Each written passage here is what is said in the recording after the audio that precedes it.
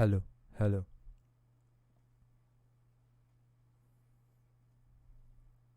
hello.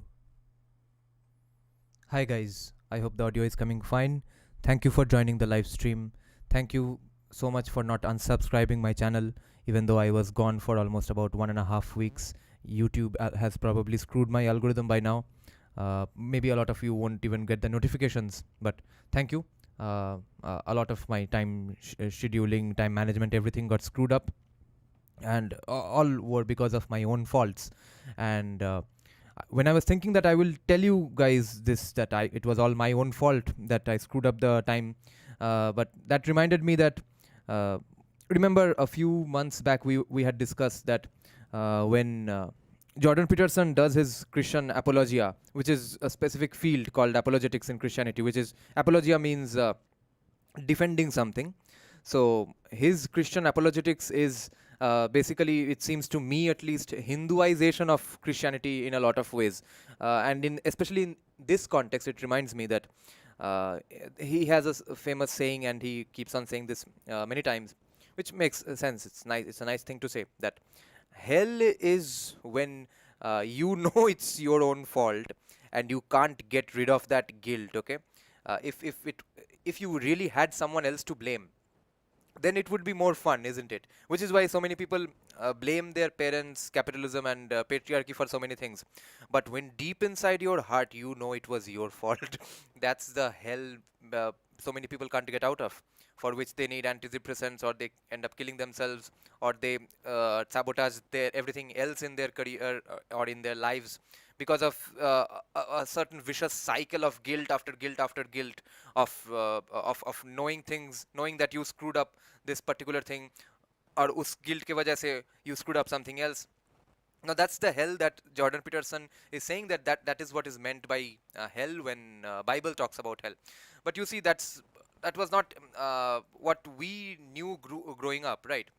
We always knew that hell is somewhere where after you die you go forever and ever because of your wrongdoings in your life.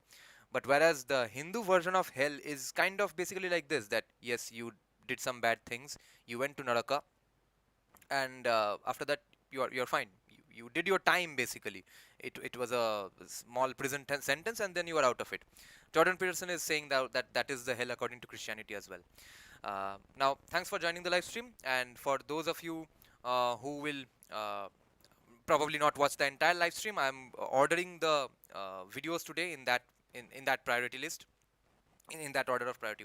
I keep forgetting English every time I take a long break from live streaming. Okay, so today is going to be basically not much of but discussing the comment section, because we have a lot to get to. I have planned to watch three, if possible four, watch and live discuss four speeches and interviews of Sanjeev Sanyal at 1.5x speed, because he talks pretty slow, he stammers a bit. He's not that great of a speaker like J. Deepak or Vivek Ramaswamy. So, but all of them important in different ways. Okay, first we are going to watch this. This is a recent book on Bangladeshi Hindus. I don't know the exact name of the book. No, we will find out later on in the video. We are going to watch only Sanjeev Sanyal's portion. Okay, because the authors themselves are not very good speakers, and they were doing a bit of sweet monkey balancing, because they know they still have so many friends, and it's important for their career that they still don't burn all bridges. And Shekhar Gupta surprisingly did a whole lot of pointless monkey balancing. He was talking about random things. I did not find it very pointed and directional about the topic. Sanjeev Sanyal, on the other hand, went on a completely 180-degree opposite direction, and probably gave his most fiery speech I have ever seen in my life. Okay, you won't believe the things Sanjeev Sanyal says here. Okay, and the way he says it. Okay, and for those of you, a lot of you have seen this already, so you know what I'm talking about. This is the most angry I've seen Sanjeev Sanyal ever in my life in any podcast. Okay, second will be uh, the very first interview of Sanjeev Sanyal, the very first video footage clip, anything I saw of Sanjeev Sanyal ever in my life. That is just about 2 years and 1 or 2 months from today. And after that, of course, so many things changed in my life. So I'll tell you the story a little bit. I was roaming around in the Facebook group of Indian libertarians, because I had become a libertarian by then, since 2018, and this is in 2021 October. Okay, so one day I find they are talking about a Bengali guy. They are sharing his status and talking about him in reasonably positive light. So I'm very astonished that how is a Bengali getting discussed in a positive light in a libertarian group. Then I Google him. His name is Sanjeev Sanyal, and okay, he's an economic advisor. Because up until then, I had no sympathy for BJP or Hindutva or even Hinduism, for that matter. Uh, and then I YouTube him. The first thing I find is his interview with Shekhar Gupta, and he has two interviews with Shekhar Gupta. We are going to watch the one which was done during the COVID lockdowns. Okay, and that made me that inspired me to get into this person even more and buy his books. Because of that interview, I bought his three books, and later on I bought his 2008 book, which is his first book. And after that, we are going to watch his most recent speech, which even I haven't watched, but which is very very important, especially for people like you and me, who are probably um, not graduates and masters in economics. Okay, we know a bit of economics, and we know in layman's terms that how capitalism is better than communism and socialism, etc. But technicality is not our stronghold, not my remotely. So in the speech we are going to discuss, at third, is his recent speech at Delhi School of Economics. Okay, and there he has brought on his PowerPoint presentation and all. Okay, he came very prepared.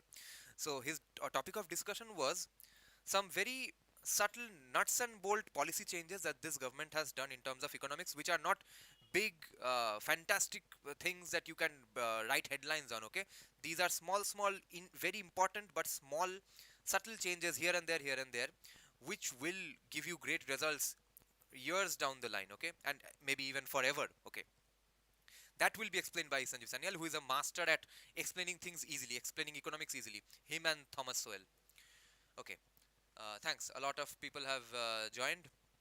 Let me check a bit of comments and then we'll start this. Okay. Friendly Vimana is saying hi, bro. Yeah, hi. Just met yesterday on Satulaj. Yeah, I remember. Rakshit. Okay. Lots of people here to learn. Rajiv Malhotra has been saying this for years. Prakhar Gupta. Yes. That is my plan. Okay. Here to learn. So my fourth video that I have planned, if we do have time and if enough people stay awake, we will watch the Prakhar Gupta one as well. That is at number 4. First, we will get through these three. By the way, joined an MMA gym, trying to learn. Nice. Just be careful. Don't take unnecessary hits on your brain if you're not going to compete. Okay. Uh, Always wear headgears. Very important to save your head. Train jujitsu as much as possible. Just do basic some striking, but always with headgear. Don't spar for at least about 1 or 2 years, or even if you do spar without headgears, very less. Love from Siliguri, thank you.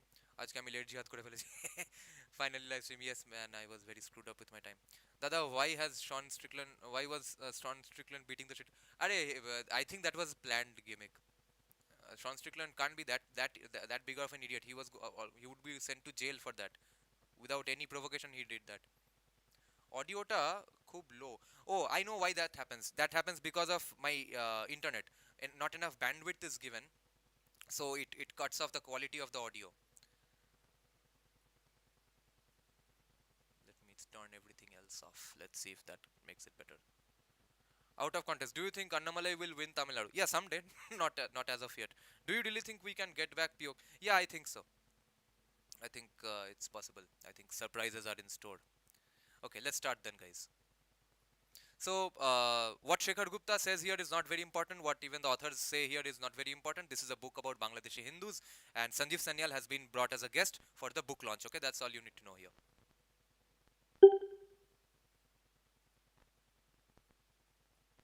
He organized a talk at WRF. Sanjeev was there, and he told me that you should keep writing. He in fact told me what to write, one book after the next, and he's always been the person. He's talking about Sanjeev Sanyal only, okay?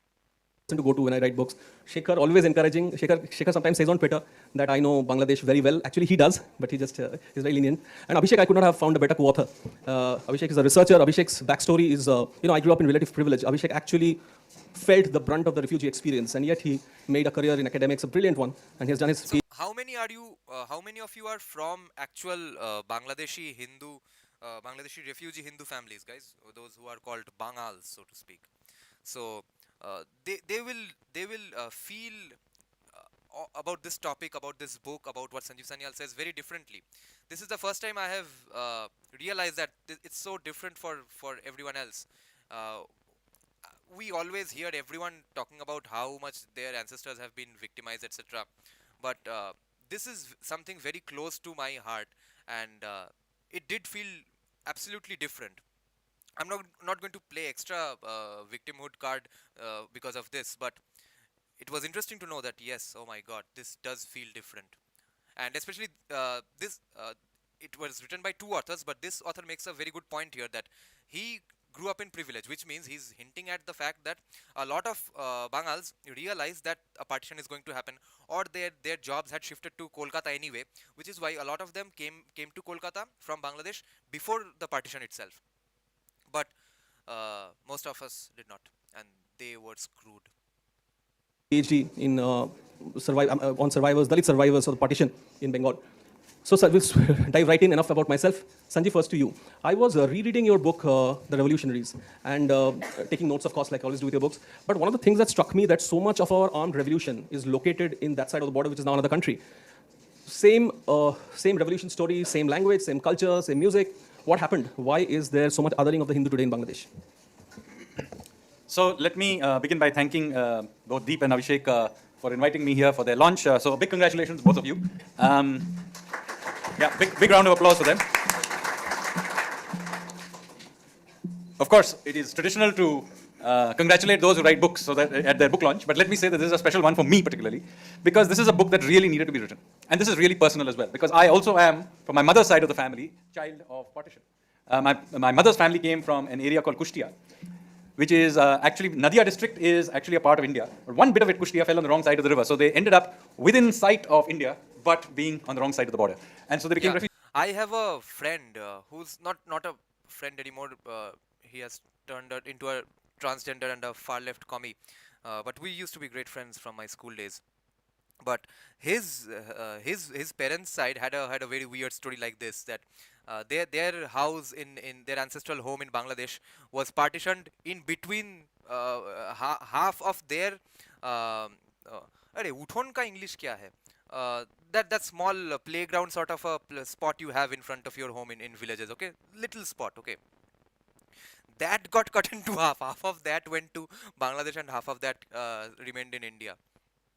And so many people didn't even know up until like the morning or the afternoon next day, okay, they thought, yeah, we are all fighting for our freedoms, and yes, when the independence got declared, they celebrated with Indian flag and all, they sang Jana Gana Mana. Next day they are told that no guys, you are in Pakistan. Refugees. So my mother's family were also refugees. So I am also a result of this story. So it's not just about that. And of course, that story, as you pointed out, the Eastern partition did not happen in one. It didn't happen by Jhatka. It happened by halal, and continues to happen today. So what happened is, of course, there was the initial exchange of population at that time, but then there were continuous riots after that, spiking, of course, in the events of 1970-71, leading up to the Liberation War. But then, since then too, this in dribs and drabs, relentless persecution has meant that this. Which is why Jogendranath Mondal had to leave. I'm sure all of you know it, but even if by chance you don't know it, that's why for that person I'm telling you. Google who is Jogendranath Mondal, a Dalit leader, first law minister of Pakistan, had to run away from Bangladesh. Hindu Bangladesh population has continuously been squeezed. And I personally, since I also come from that background, I think of Hindus in Bangladesh are Indians we left behind. Yes. They did not choose to be a part of some other country. And as I will discuss now, and you pointed out, they were a critical part. East Bengal Hindus were a critical part of the freedom struggle. Yeah. You cannot understand the freedom struggle, particularly the armed revolt and the revolutionary part of the freedom struggle, without the contributions of the Bengalis from East Bengal. And yet, at the moment of... Yeah, but the main freedom fighters, whether you talk about radicals or moderates, most of them came from Bengal, Maharashtra, Chennai. Independence. These people who had really sacrificed life, limb, everything for India's freedom, themselves lost their homes. Their women were raped, they were killed, thrown out, and it was just horrific. And by the way, the other group of people, who also faced this and also had a major contribution to our freedom struggle were the Punjabis, who also got partitioned. And of course, it's not entirely by chance that an effort was made to partition these two provinces.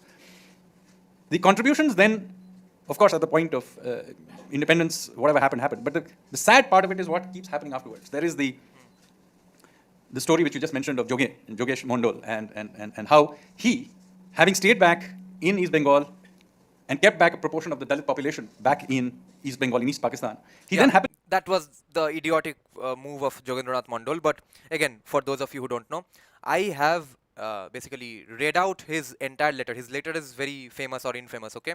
His letter to the then Prime Minister of Pakistan saying that, "Arey bhai, why are you doing this with me, bro? See, I'm so sad. I have to leave Bangladesh now." It's a gigantic letter. I had to read it in 2 videos, okay? 2 26-minute videos. But listen to that. It's a separate playlist. Just type Jogendranath Mondol letter, College Street, Kolkata. You'll find those videos. Happily comes over and after he realizes things weren't going quite so well and moves to India and leaves behind his followers to essentially face the riots of the 50s, the 60s, and then of 71. And then, of course, there is this huge event in 1971 which happens. Anytime an Ambedkarite talks shit with you, just tell them Jogendranath Mondol. Just utter this name and shut up. The genocide leading to the deaths of 3 million people, the bulk of whom were Hindus. In fact, those very large proportion of it, those Dalit Hindus who were the followers of Jogesh Mondol were the brunt of it. And then 10 million of them came in as refugees into India. Again, the bulk of it were Hindu. And that is the circumstance, by the way, in the middle of that. There was a big cyclone called Bhola, there was floods. So it was a really messy time. That's when I was actually born. That's the milieu in which I was born. And there were these huge floods in Bengal, on both sides of the border. And I was born in Kolkata, and my mother, of course, was shifted to the Woodlands nursing home. It still exists. And I was born. And so I get born, and there is no sign of my dad. So he's gone completely missing because he was put in charge in an area called Bonga, which is further north of Kolkata, where there were massive floods and there were millions of refugees standing, knee deep in mud. And nobody had any clue where he was.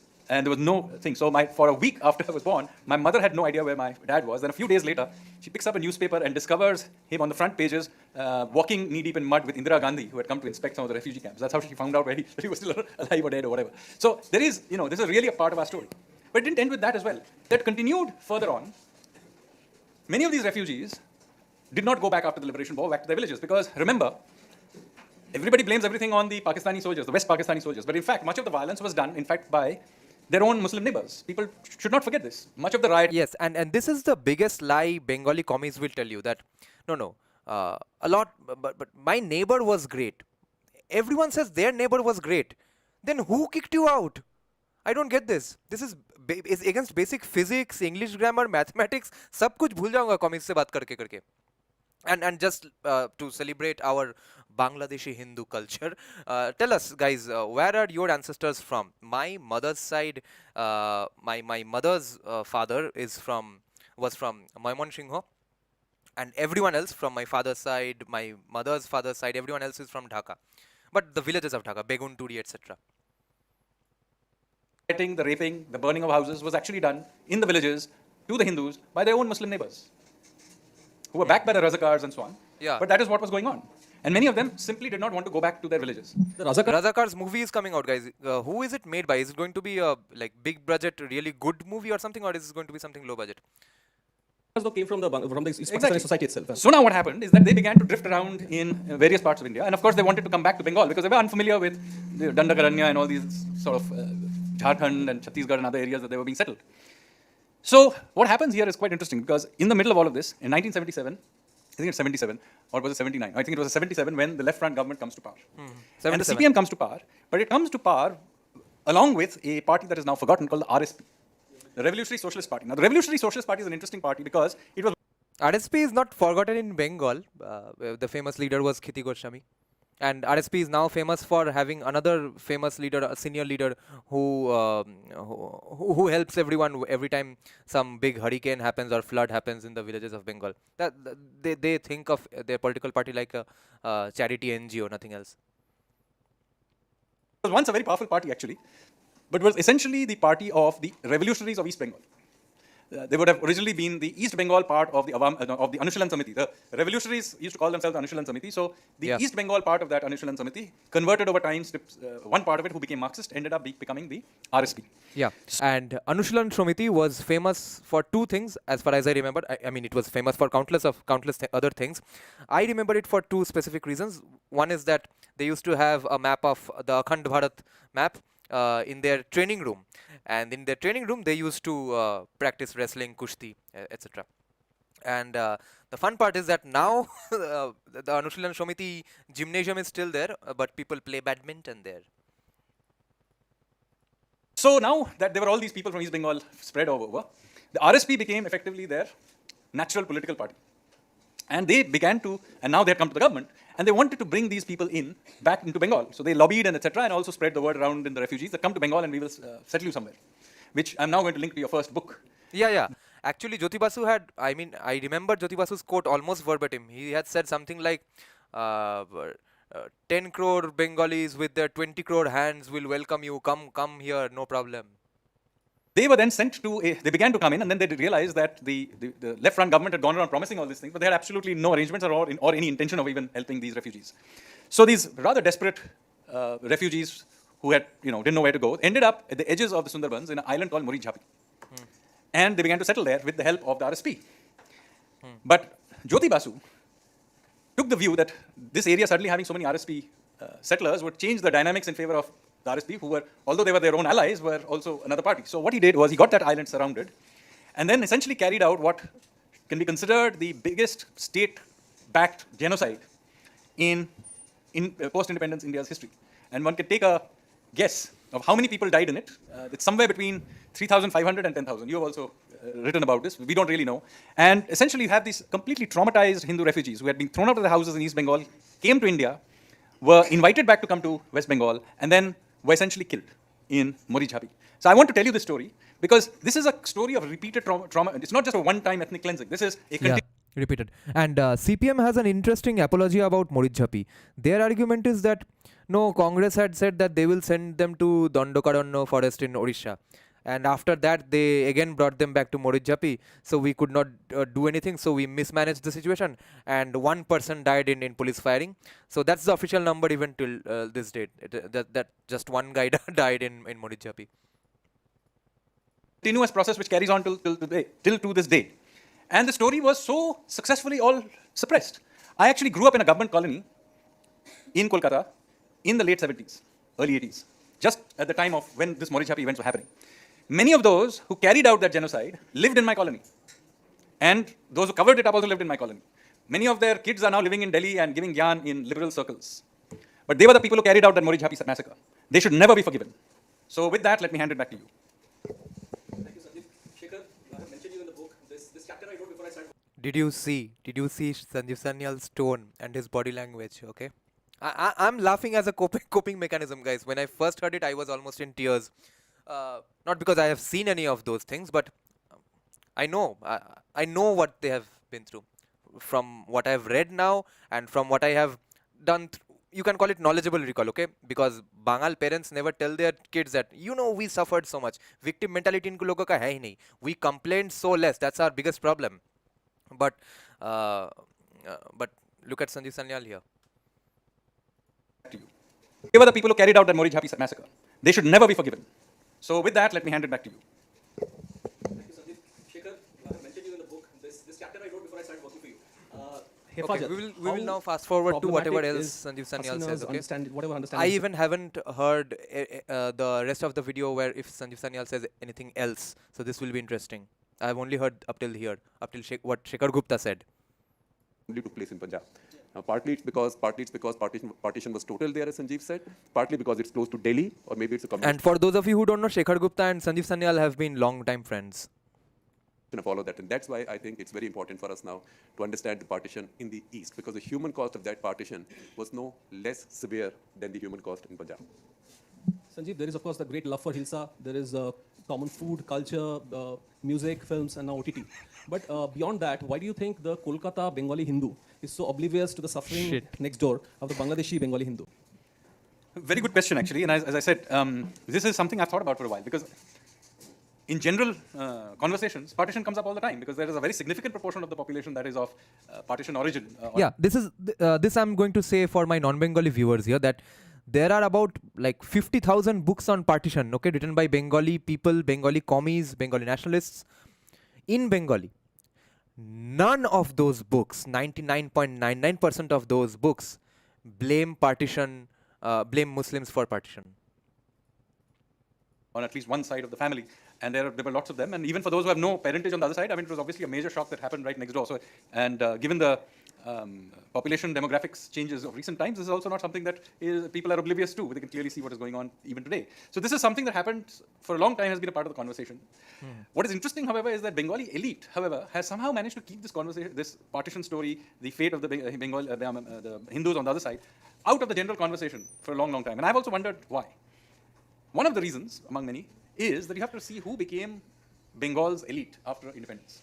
It's quite interesting. It was not those who fought for independence. Like, in fact, that is also partly true of all of India, but particularly true of Bengal. It was essentially the collaborator class, the class which had collaborated with the British, that became the elite of post-independence Bengal. So if you see Jyoti Basu and company, he hadn't lifted a finger for India's freedom struggle. But he became Bengal's longest-serving chief minister. And if you look at some of the earlier ones as well, they had minimal. Even Bidhan Roy, he was a part of the Gandhi faction. Yeah. But people don't remember this, but he was one of those who was vehemently opposed to Netaji Subhash Bose. So. Yeah, see, the collaborator class was the ones who got felicitated and respected, and their statues were made, colleges were opened in their names. That was how the collaborator class, the moderates of Congress, were rewarded. Surendranath Banerjee explicitly says that we do not want, not only do we not want independence, in fact, I vehemently oppose the idea of independence. This is the stupidest idea I've ever heard, and anyone who talks about independence should be put in an asylum. This is Surendranath Banerjee's exact quote. Read about it in India, Bharat, Pakistan. The elite of and see, whenever colonization happens in any society by anyone, someone or the other does become the collaborator class from the natives, okay? Usme nayi baat kuch nahi hai.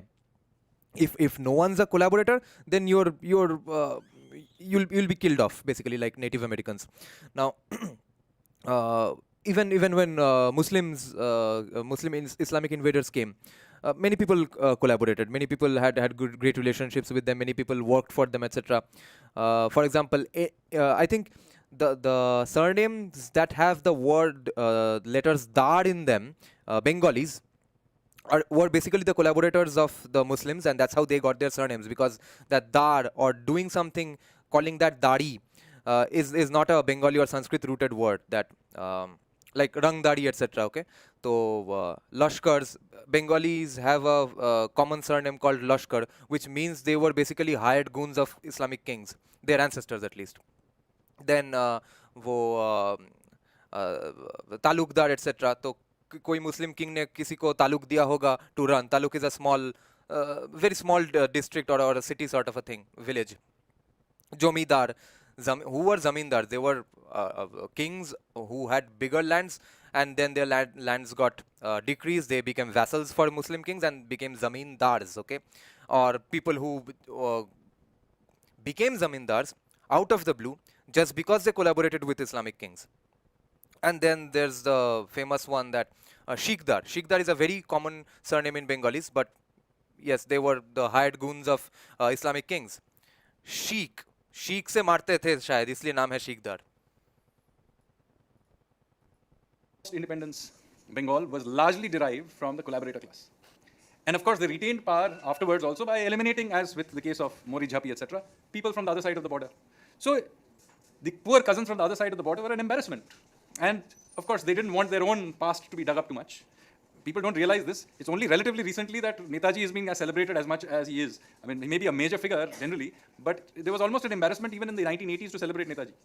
Because remember, the communists had opposed Netaji and Azad Hind Fauj. So there was an entire, somewhat of a bizarre relationship with of the elite, Bengali elite, with the freedom struggle and with their cousins across the border. And so they kind of suppressed the whole thing, and some of it deliberately, as I said. I mean, I grew up in a neighborhood where many of those who carried out the Mori Jhapi massacre lived. I didn't know about it till much later. In fact, it was after reading a book that I went and referenced up and looked up who carried out these things, and I discovered, oh my God, this is my neighbor. So this is the what happened in Bengal. And of course, what they did is, in order to sort of distract the population, they then turned on the Marwadi population, who they then said, evil capitalists, and chased them away as well. So this is the politics of the way in which Bengal's elite clung onto power by essentially not getting evicted after independence, which is precisely what you would have expected, independent country throwing out all the guys who collaborated with the colonial power. Instead, they... remember, this is one of the reasons that Netaji as Gumnami Baba did not return to the fold. That see, first of all, he was going to be handed over to England because he was a war criminal who had collaborated with the Nazis. And secondly, if he comes to power, he is not going to runs for elections for an MLA post, right? He will directly have to become the Prime Minister. And thirdly is this point, that he was clear that the collaborators will need to be kicked out, shot dead, or exiled, something or the other. But there he was, living in Naimisharanya forest in UP, seeing that the collaborators have become the biggest ministers. Themselves further and further in. And they are really the people who came to dominate, Bengal since then.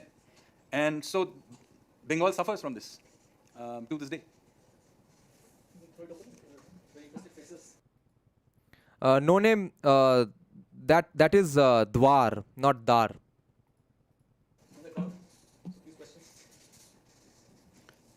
That's not very different from West Pakistan, where the collaborator elites became the zamindars and Rai Bahadurs, etc. And then they came to Delhi and settled in Sujan Singh Park. Fuck. Shit. He is in a different mood today. So Deep, और कुछ है क्या इसमें? देखते हैं. so It was very, very clear very quickly. Okay, so everyone's interested in Sanjeev Sanyal only. West Bengal. Okay, people are asking him only questions, okay? So let's wait it out. Then. And so Bengal suffers from this to this day.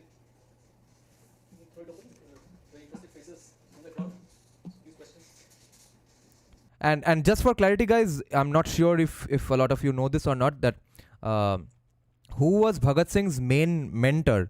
Sachindranath Sanyal, I guess, as far as I remember. And he had written in a letter to him or to somebody else that everyone around me, all my heroes, all my mentors are, all of them are Hindus and devout Hindus and patriots, etc. Even he was a patriot, but I am the only socialist around, okay? And but commies say that yes, he was a socialist and therefore everyone around him, all the freedom fighters, were socialists. That's not the case. Bhagat Singh he himself has said that I am the only socialist here. That's not very different from West Pakistan, where the collaborator elites became the zamindars and Rai Bahadurs, etc. And then they came to Delhi and settled in Sujan Singh Park.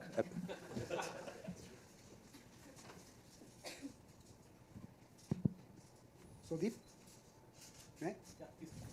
So Sanjeev and Shekhar both.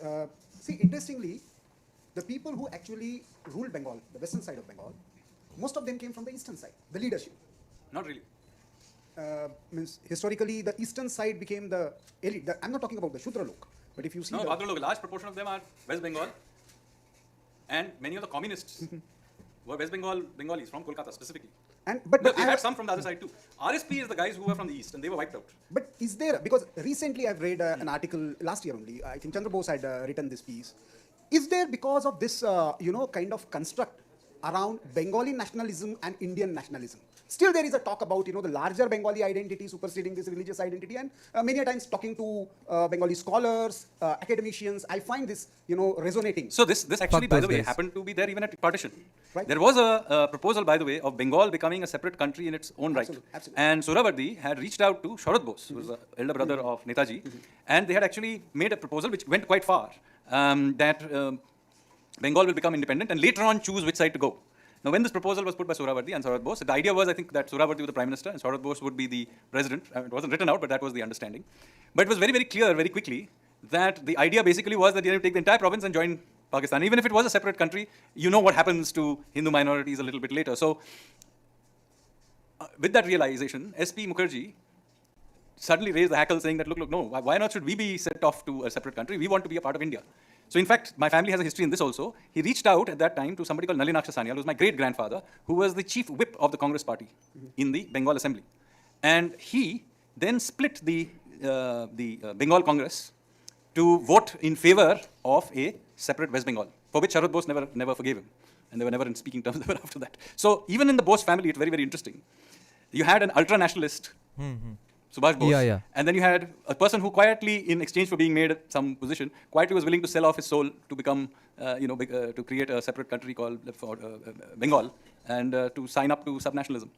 Shekhar, I would like Yeah, and there are people like Sugata Bose today who always deny that Netaji survived the plane crash, etc. Sugata Bose absolutely goes around saying, I don't know what he believes in his mind, but I don't know how can someone believe that after reading all these facts that we have in our faces, in front of our faces today. But he goes around saying that Netaji did die in the plane crash, but his wife is actually a pretty good historian who J.Sai Deepak has cited about 100 times in this book, India, Bharat, Pakistan. Okay, something Jalal. She's a Canadian Muslim, Canadian Pakistani woman, very famous historian. And I wanted to say something. Reply to here, Shaptarshi, your question is I'm not exactly clear on that. You are asking, what do you think? Why do you think that Muslims were responsible for the partition? It was, after all, because of Muslim League. So, who was Muslim League for? Who were the constituencies of Muslim League? Who was voting for it? Who supported the idea of partition of India? All the voters of Muslim League. Hindus did not vote for it. Hindus did not ask for it. Buddhists did not ask for it. Jains did not ask for it. Parsis did not ask for it. Okay, and no name is saying that is Sanskrit root. Oh yeah, that we did got into. Yeah, root is that many Persian words came from Sanskrit root. Yeah, but the dar of Sanskrito is absolutely dorja, darwaza, and whereas this dar, zamindar, talukdar, shikdar, all these dars are about doing something. Okay, so jomidar has nothing to do with jomi opor dorja. But Jyotiba Subudhdev Bhattacharya and Mamata Banerjee do have their roots in East Bengal. Sharad Bose was offered Deputy Prime Minister position by Sudavarti. Yeah. Aisha Jalal. Yeah. your take on this. So Why? that does not mean that Aisha Jalal is now a pro-Hindutva historian, but she is so honest in her writing that J.Sai Deepak has been able to cite her repeatedly. That because at least she is clear on facts. You also mentioned eastern side was neglected. Two people, in fact, in Constituent Assembly talked about it. One was Shama Prasad Mukherjee, the other was Dr. Ambedkar while resigning. So why we are, neglected, and even now we are neglecting, you also said in the reporting career, Pakistan obsession, but not that much about Bangladesh. What is your take? Well, I mean, the second part is easy to answer because Bangladesh was not actively as a nation of trouble to us, to India. And with Pakistan, we had active problems. We had Punjab and we had Kashmir, which was always an active problem. And with Pakistan, see, all our wars were with Pakistan. None of our wars was with Bangladesh, nor even with East Pakistan. 65 war, which took place when the country was together, there was no fighting on the eastern side. For whatever reason, there was no fighting. The fighting was confined. Okay, we will fast forward to Sanjeev Sanyal's parts, okay? The eastern side did not feature. So no side wanted to hide the story of that partition. So each side produced their literature, each side will ask me, even in civil services, police, so Shekhar, how many of your Indians do we have to kill for you to get a front page byline out of Meghalaya? But the fact is that what is not giving you trouble falls out of sight, out of mind. So that is, I'm just thinking aloud, but I wish we had paid Bangladesh more attention. I wish we had politically paid Bangladesh more attention. I wish our political leaders had paid Bangladesh more attention. So I think we have found our leaders either being patronizing to Bangladesh or treating it with benign neglect. Even if you look at the history of our visits to Bangladesh, and in the process see how much the Chinese have done in Bangladesh. Bangladesh Navy is driving a Chinese submarine, right? We gave one to Myanmar, we could have given one to Bangladesh. I think there was almost 2 decades. Who has taken up the task of reconstructing a 300-year-old Kali temple in Magura district, where he comes from. Because if I did, we'll send people. Hello.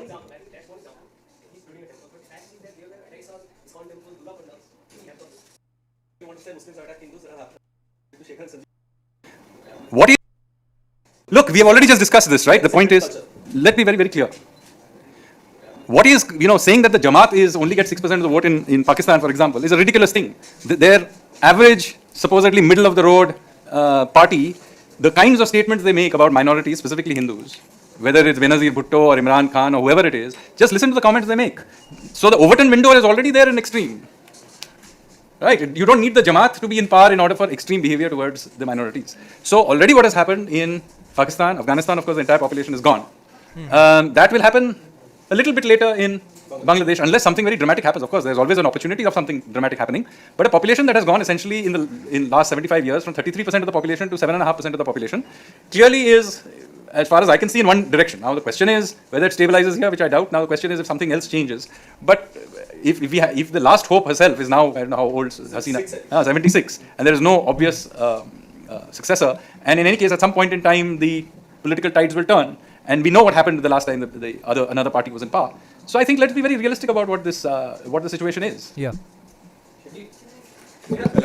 I don't have. Yeah, they will need a home here. There's no other way. Saptarshi Adhikar is saying Bhagat Singh and mentor children Swami Dayanand Saraswati. Oh, but Tautini atheist children. Okay. Then he was saying that what I was saying. He had said that in a letter to Sachindranath Sanyal. I don't have any knowledge to add to this except to tell you the nuance of our editorial position on CAA NRC. We make a distinction between CAA and CAA in combination with NRC. So CAA is the example I use is like a rocket, right? On a rocket you can put a. Okay, Super Gogeta has said something important and I'll just react to talk about that. Can you make a video on 91, 96 government reforms? IIRC, you once said that the economic reforms done in this period were already in the making. It gets too much credit and used to hide Waqf board and PO. No. Small misunderstanding here. I did not say that the reforms were already in the making or that the reforms get too much credit. I was saying Manmohan Singh gets too much credit. Narasimha Rao gets too much credit. Okay. See, if someone has held your throat to the wall, okay, and is beating you up continuously, and after getting beaten up for 30 years, you just do once, सिर्फ ऐसा किया. ऐसा करने के लिए किसी को हम क्रेडिट नहीं दे सकते. Okay, ठीक है. That was what PV Narasimha Rao and Manmohan Singh did. Okay, they just did. ऐसे मत मारो हमको.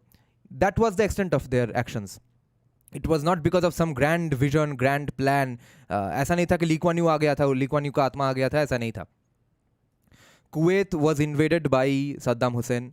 Our petrol supply was almost zero. We had no money. Our GDP growth rate was 1.1%. हम भीख मांगने गए IMF के पास. IMF ने बोला इकोनॉमी खोलो नहीं तो भागो भोसड़ी के. तो खोलना पड़ा. So they don't deserve respect for that or credit.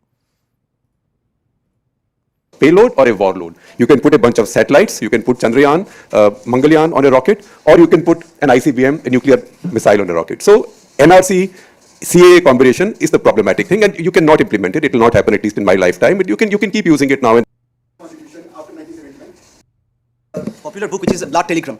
If you read Blood Telegram, it's just 7-6. I was in senior school then. I was older. Radio was all India radio. Then and there. There are people who've been hunted down. Massacre and the 3 million. These Nazi war criminals. By using the court route. My question is directed to you, Sanjeev. The world over, we've seen a lot of genocides happen. Some of them have been acknowledged, some of them haven't. For example, you have the Nanking genocide that the Japanese did on the Chinese. You have the Armenian genocide. And then you also have a lot of genocides that have been acknowledged. For example, the most famous and popular one of them that everybody likes to talk about, the Holocaust. There are a lot of documentaries that are coming out, and the world over, there's this, these Nazi war criminals are being, they're being sent back, and there are cases that are going on, or, even today, there are people who've been extradited, there are people who've been hunted down. You said that after reading Deep's last book, which was about the Morichapi incident, which not a lot has been written or spoken about. I read about it the first time in The Hungry Tide by Amitav Ghosh. It's just very, touched upon. And then he, of course, spoke about the oral history. And you said that when you did a little bit of research, you could actually trace down the perpetrators. What stops the government from taking action against these people? Yeah, Devajyoti, I disagree with Subramaniam Swamy and AIM on many things, and including PVNR. And I am getting all my knowledge from Sanjeev Sanyal himself and from his book, from his 2008 book, and the facts are clear, okay? And there is another great Bengali free market economist whose name I keep forgetting because he's not very internet savvy. He does not come on podcasts, etc. Something Mukherjee, okay? Some Brahmin surname. Sengupta or Mukherjee, okay? Even he was saying this, that and he's a very nice, soft-spoken, polite guy. Okay, he was saying, so you see, but Manmohan Singh did not really have any choice. Kuwait was invaded, so they kind of had to do this. And Sanjeev Sanyal has said that it had to be done anyway. And in some places these days, Sanjeev Sanyal actually stresses this even vehemently. These days a little more that They had not. It was not because of any grand plan or a vision. Okay, they just had to do it. That was the most basic reflex action you could do. There was no other option. Not one single other option was left, other than starving your entire population to death. If it can be done with the Nazi war criminals, why is it that we cannot? I mean, and it's seen, there are hardly any people who've ever been punished for having committed genocide. Even the Nuremberg trials, when you had, so what is it that stops? So I agree with you. And by the way, the Japanese atrocities in China are more than, But that doesn't mean I know economics more than AIM or Subramaniam Swamy. I'll tell you why. I think they do appreciate P. Venar or give him credit for this. That's because of they have so many friends in Congress. They criticize the Congress so much. They want to give off the vibe of objectivity and unbiasedness and a bit of neutrality if possible. So that's why they give credit for that. Otherwise, the truth is that it was just self-defense. And reminded about them if you go to China. So it's not that they have been forgotten in China. Japanese haven't acknowledged. And the Japanese can do whatever they wish, but the Nanking is more. You will be more than told about it. So it is very well acknowledged. The problem is that first the massacre and the 3 million killed during 1970-71 period, and of course in the previous decade or so, the 56, 65, whatever the various riots, the genocide essentially of Hindu Bengalis has simply not been properly documented. And that's why this is such an important book. I'll come to that too. You're talking on Mori Chapi, I'll come to it. This is a long story. This is not a short story. This starts long back, going back even before independence to things like Noakhali, the great Calcutta killings, and so on and so forth. And so there is a lot of caginess about the whole thing. And of course, this is not talked about because globally, many of again, I'll go back to our own elites who like to, go to Harvard and Penn and MIT, and so where they have some great difficulty, as you recently found out, that if their donors happen to not come from the countries where they think that genocide happened, then they keep rather quiet about it. So the West was entirely complicit in many of these genocides. So therefore, they kept entirely, 1971, the US, the UK, all of these guys are complicit. So therefore, you never hear about it at all. And the same thing is true of Mori Chapi. The Bengali elite of Kolkata of that time was entirely complicit in it. And ironically, when Didi came to power, she had actually promised an investigation, which didn't happen either. Because after that, of course, she became a darling of the same Bengali Kolkata elite. I'll specifically say Kolkata elite. It's not even a Bengali elite. Yeah, and so it has never been done. And I think it should be done. There should be a proper investigation into who carried it out. Every Bengali knows what he's saying, but this is very important for non-Bengalis to know this, that this is the Kolkata elite we are talking about, not Bengal elite of the entire state. And who they are. And as I told you, many of their descendants are now people who lecture me on secularism in my WhatsApp groups. But the officers, many of them, and those who covered it up, it was not just those who carried it out. There was a lot of cover up after that, and many other massacres that also happened. The killing of Anandamargis, another Saibari massacre, etc. So you have to understand that the Mori Chapi massacre was only one incident, the biggest one, admittedly, but there were a flurry of them. Yeah. So non-Bengalis in my friend list, viewer list. Do you all know about Saibari massacre? Saibari was basically a prequel to Kashmir Files, essentially. Even there. And some of them went on to become CPI ministers and industry ministers even, wink, wink, nudge, nudge. But they themselves had killed a non-Bengali family called, their surname was Josh. And they were big businessmen and landowners. So they killed the entire family, killed off the two brothers, and fed their mothers the blood-soaked rice that was soaked with the son's blood. And that guy went on to become a CPI industry minister. The officials who oversaw all of this many of them are still around. मेरा प्रश्न संजीव सन्याल जी से इन्होंने एक संगठन के बारे में बताया था अनुशीलन समिति तो जहां तक मेरी जानकारी है डॉक्टर हेडवाल भी जुड़े हुए तो इस संस्था का क्या हुआ इस संस्था को बनाने के पीछे कौन से लोग थे और ये बहुत लंबी कहानी है उसके बारे में मैंने पूरा किताब लिखा है कॉल रेवोल्यूशनरीज वो तो आपको बाहर ही मिल जाएगा आप बजट बाहर जाएंगे मैं साइन कर दूंगा. Okay, yeah, this is done. Now we move on to the video that changed my life and mind. The first video of Sanjeev Sanyal that I ever saw, and because of which I read his books, because of which I then became a Hindutvadi fascist.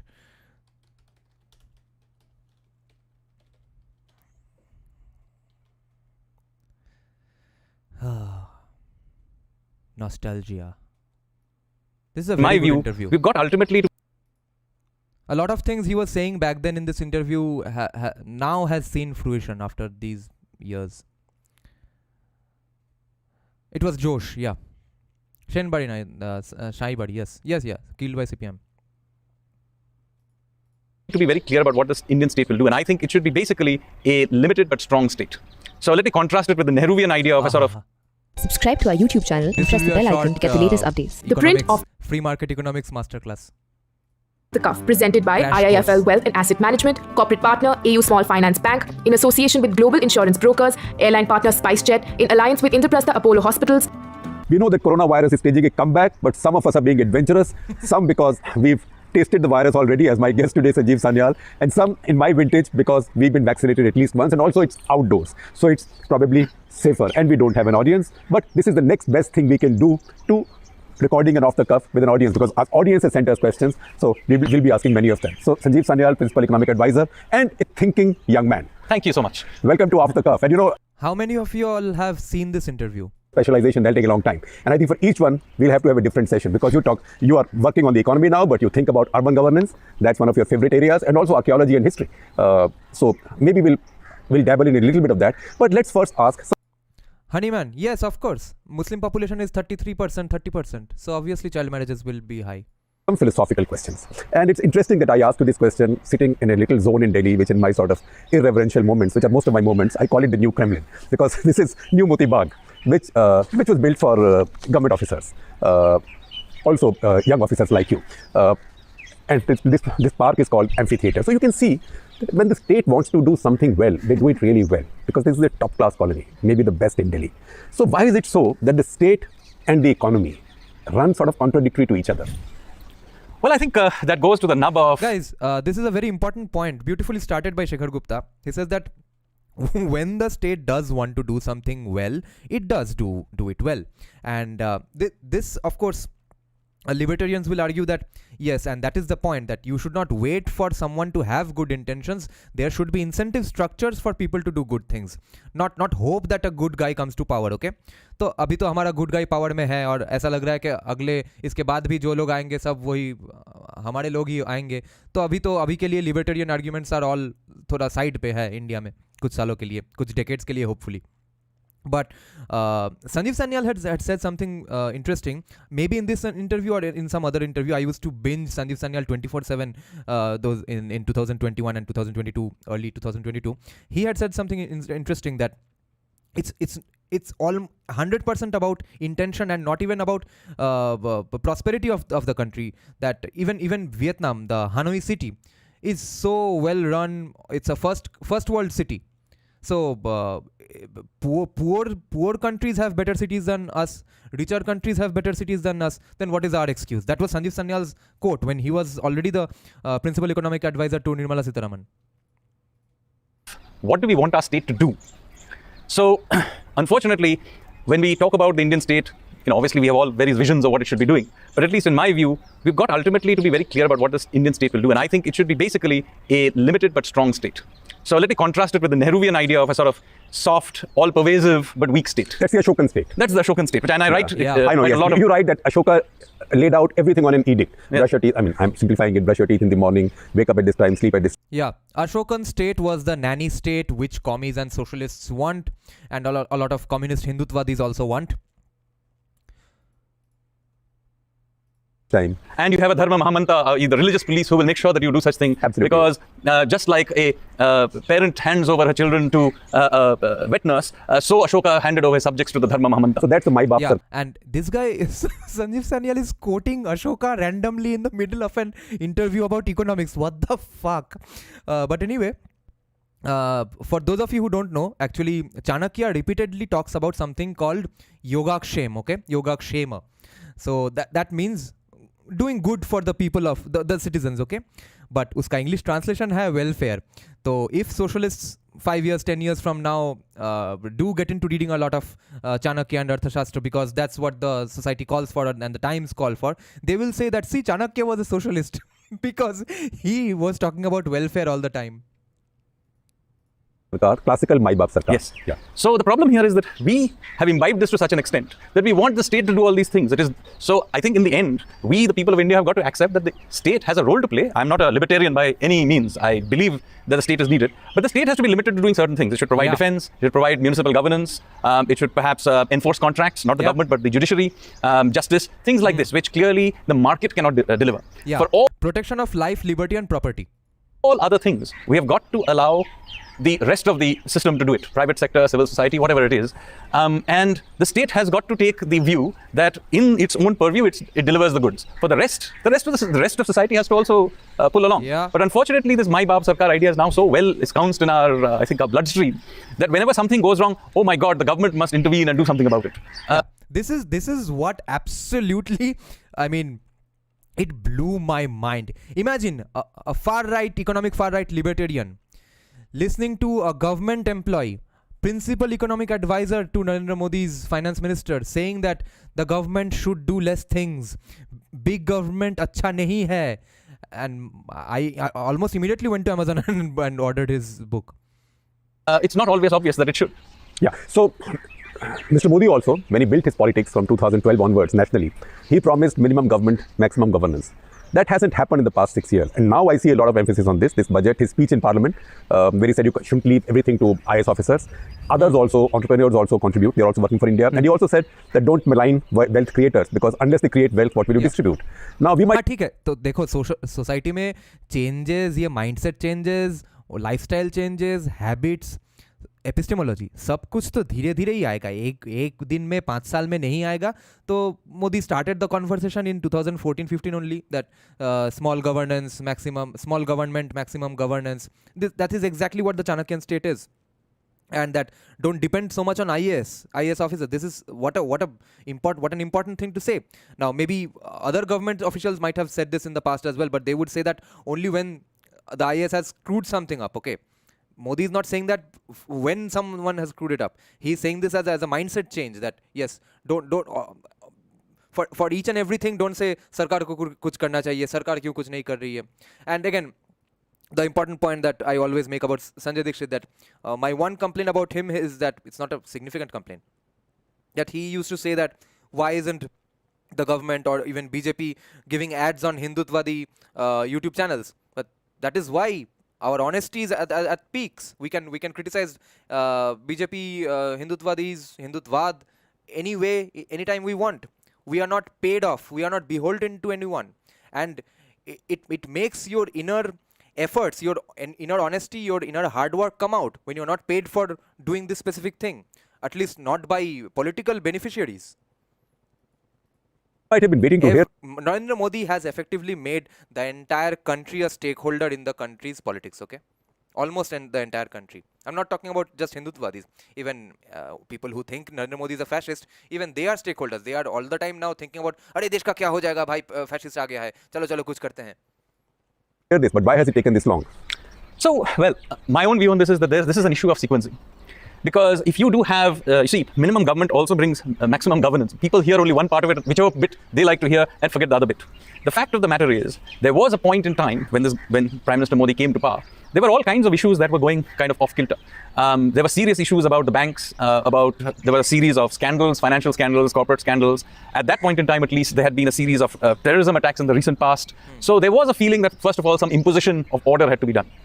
The second thing, which I think is also important, is that a minimum government, maximum governance system also requires that it is a system that is a system of churn, in a sense. You know, old companies die, new companies emerge. There is a lot of flexibility in the kinds of shocks from globalization allowed to some degree pass through the system. If you're going to allow that. Yeah, and that is the philosophy of our Dharma Chakra in a way. I have a sociology friend who recently finished her master's from Presidency College. She was doing her finals paper in master's on the Dharma Chakra. So she had come up with this idea or not, I don't know, but she was telling me that, you know, this is one way to talk about or look at the idea of a wheel in our religion and epistemology, is that the wheel inherently tells you that in order for someone to succeed, someone has to fail, or for someone to come to the limelight, someone has to go back. So it's always a recycling thing and a churn that has to happen, because you see, in the wheel itself, when something goes back and something comes to the forefront. That's how life works, basically. That's how time works, basically. That's how civilizations work. Then you do need to have some sort of a safety net in place in order that the general population buys into this. So this does require that you have a system of basic health insurance. You do have systems for providing direct assistance through, say, the Jan Dhan schemes. So I think the two are not contradictory. I would argue that this is a case of sequencing.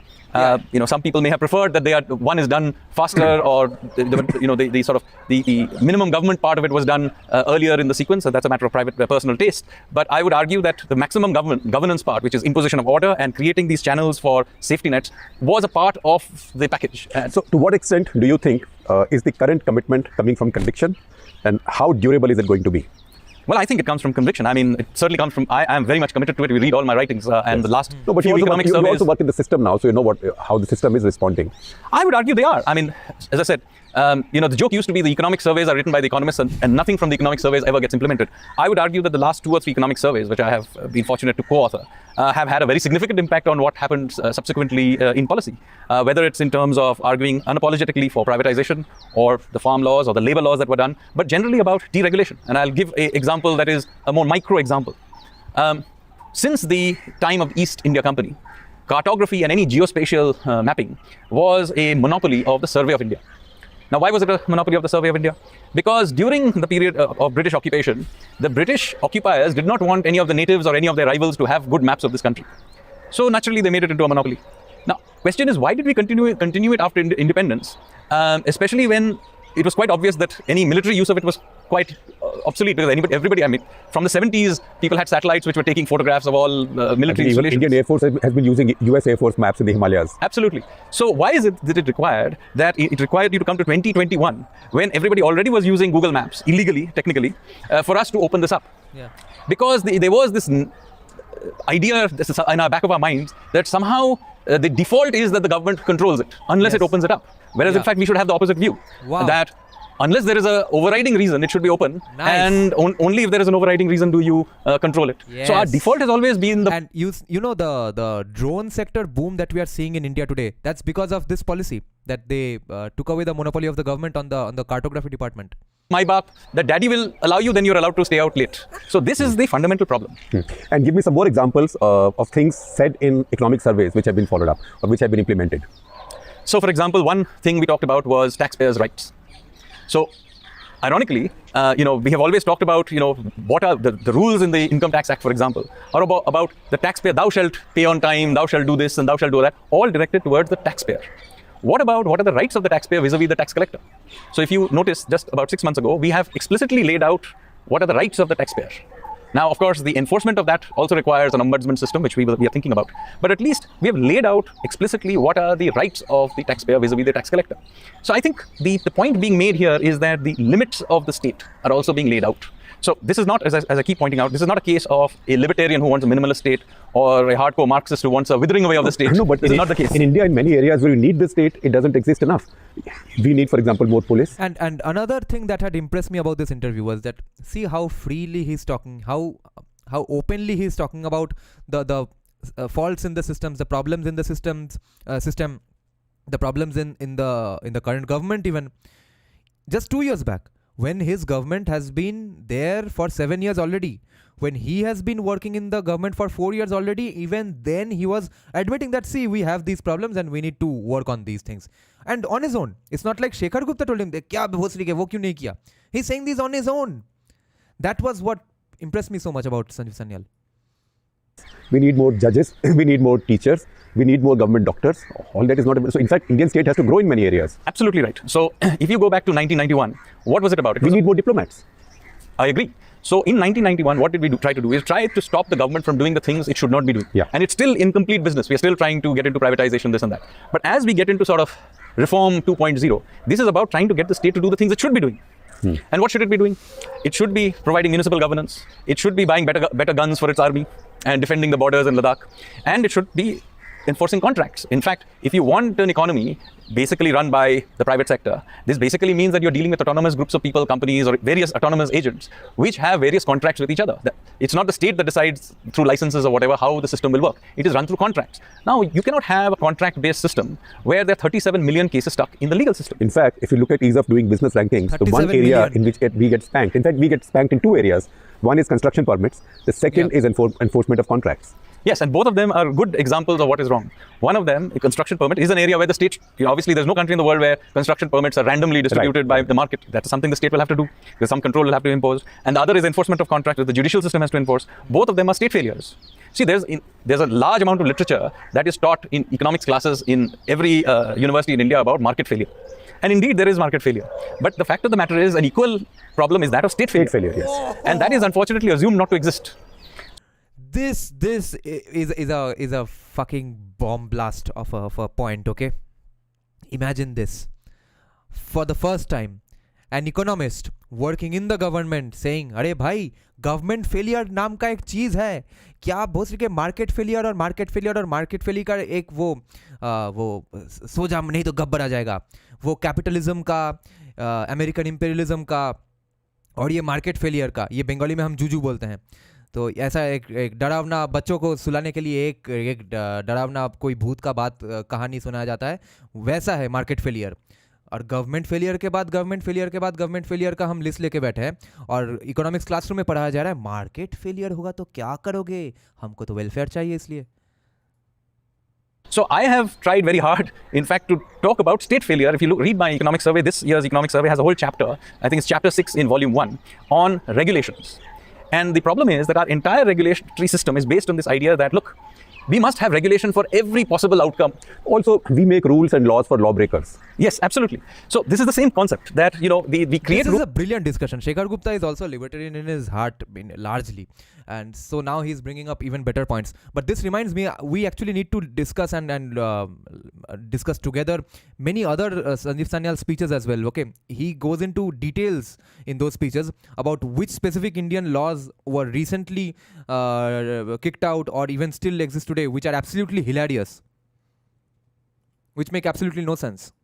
Rules for lawbreakers. So what happens is the lawbreakers continue to not follow the law. It is the poor compliant person who has to comply with all these rules and is carrying around the weight. So this is precise. And remember my argument about gun rights. This is my point about gun rights. Exactly this point. You think the lawbreaker is not going to break any more laws one fine morning just because you made another law. The sufferer is the guy who is following the law.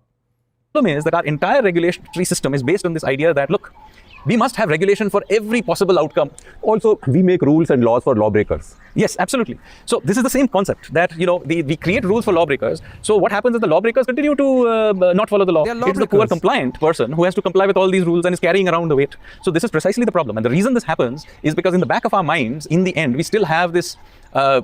For economists, this is called an Arrow-Debrau model of the world, where basically the idea is that it is possible to work out what all the possible outcomes are and to work out precisely what you should do in each of those circumstances. And this is...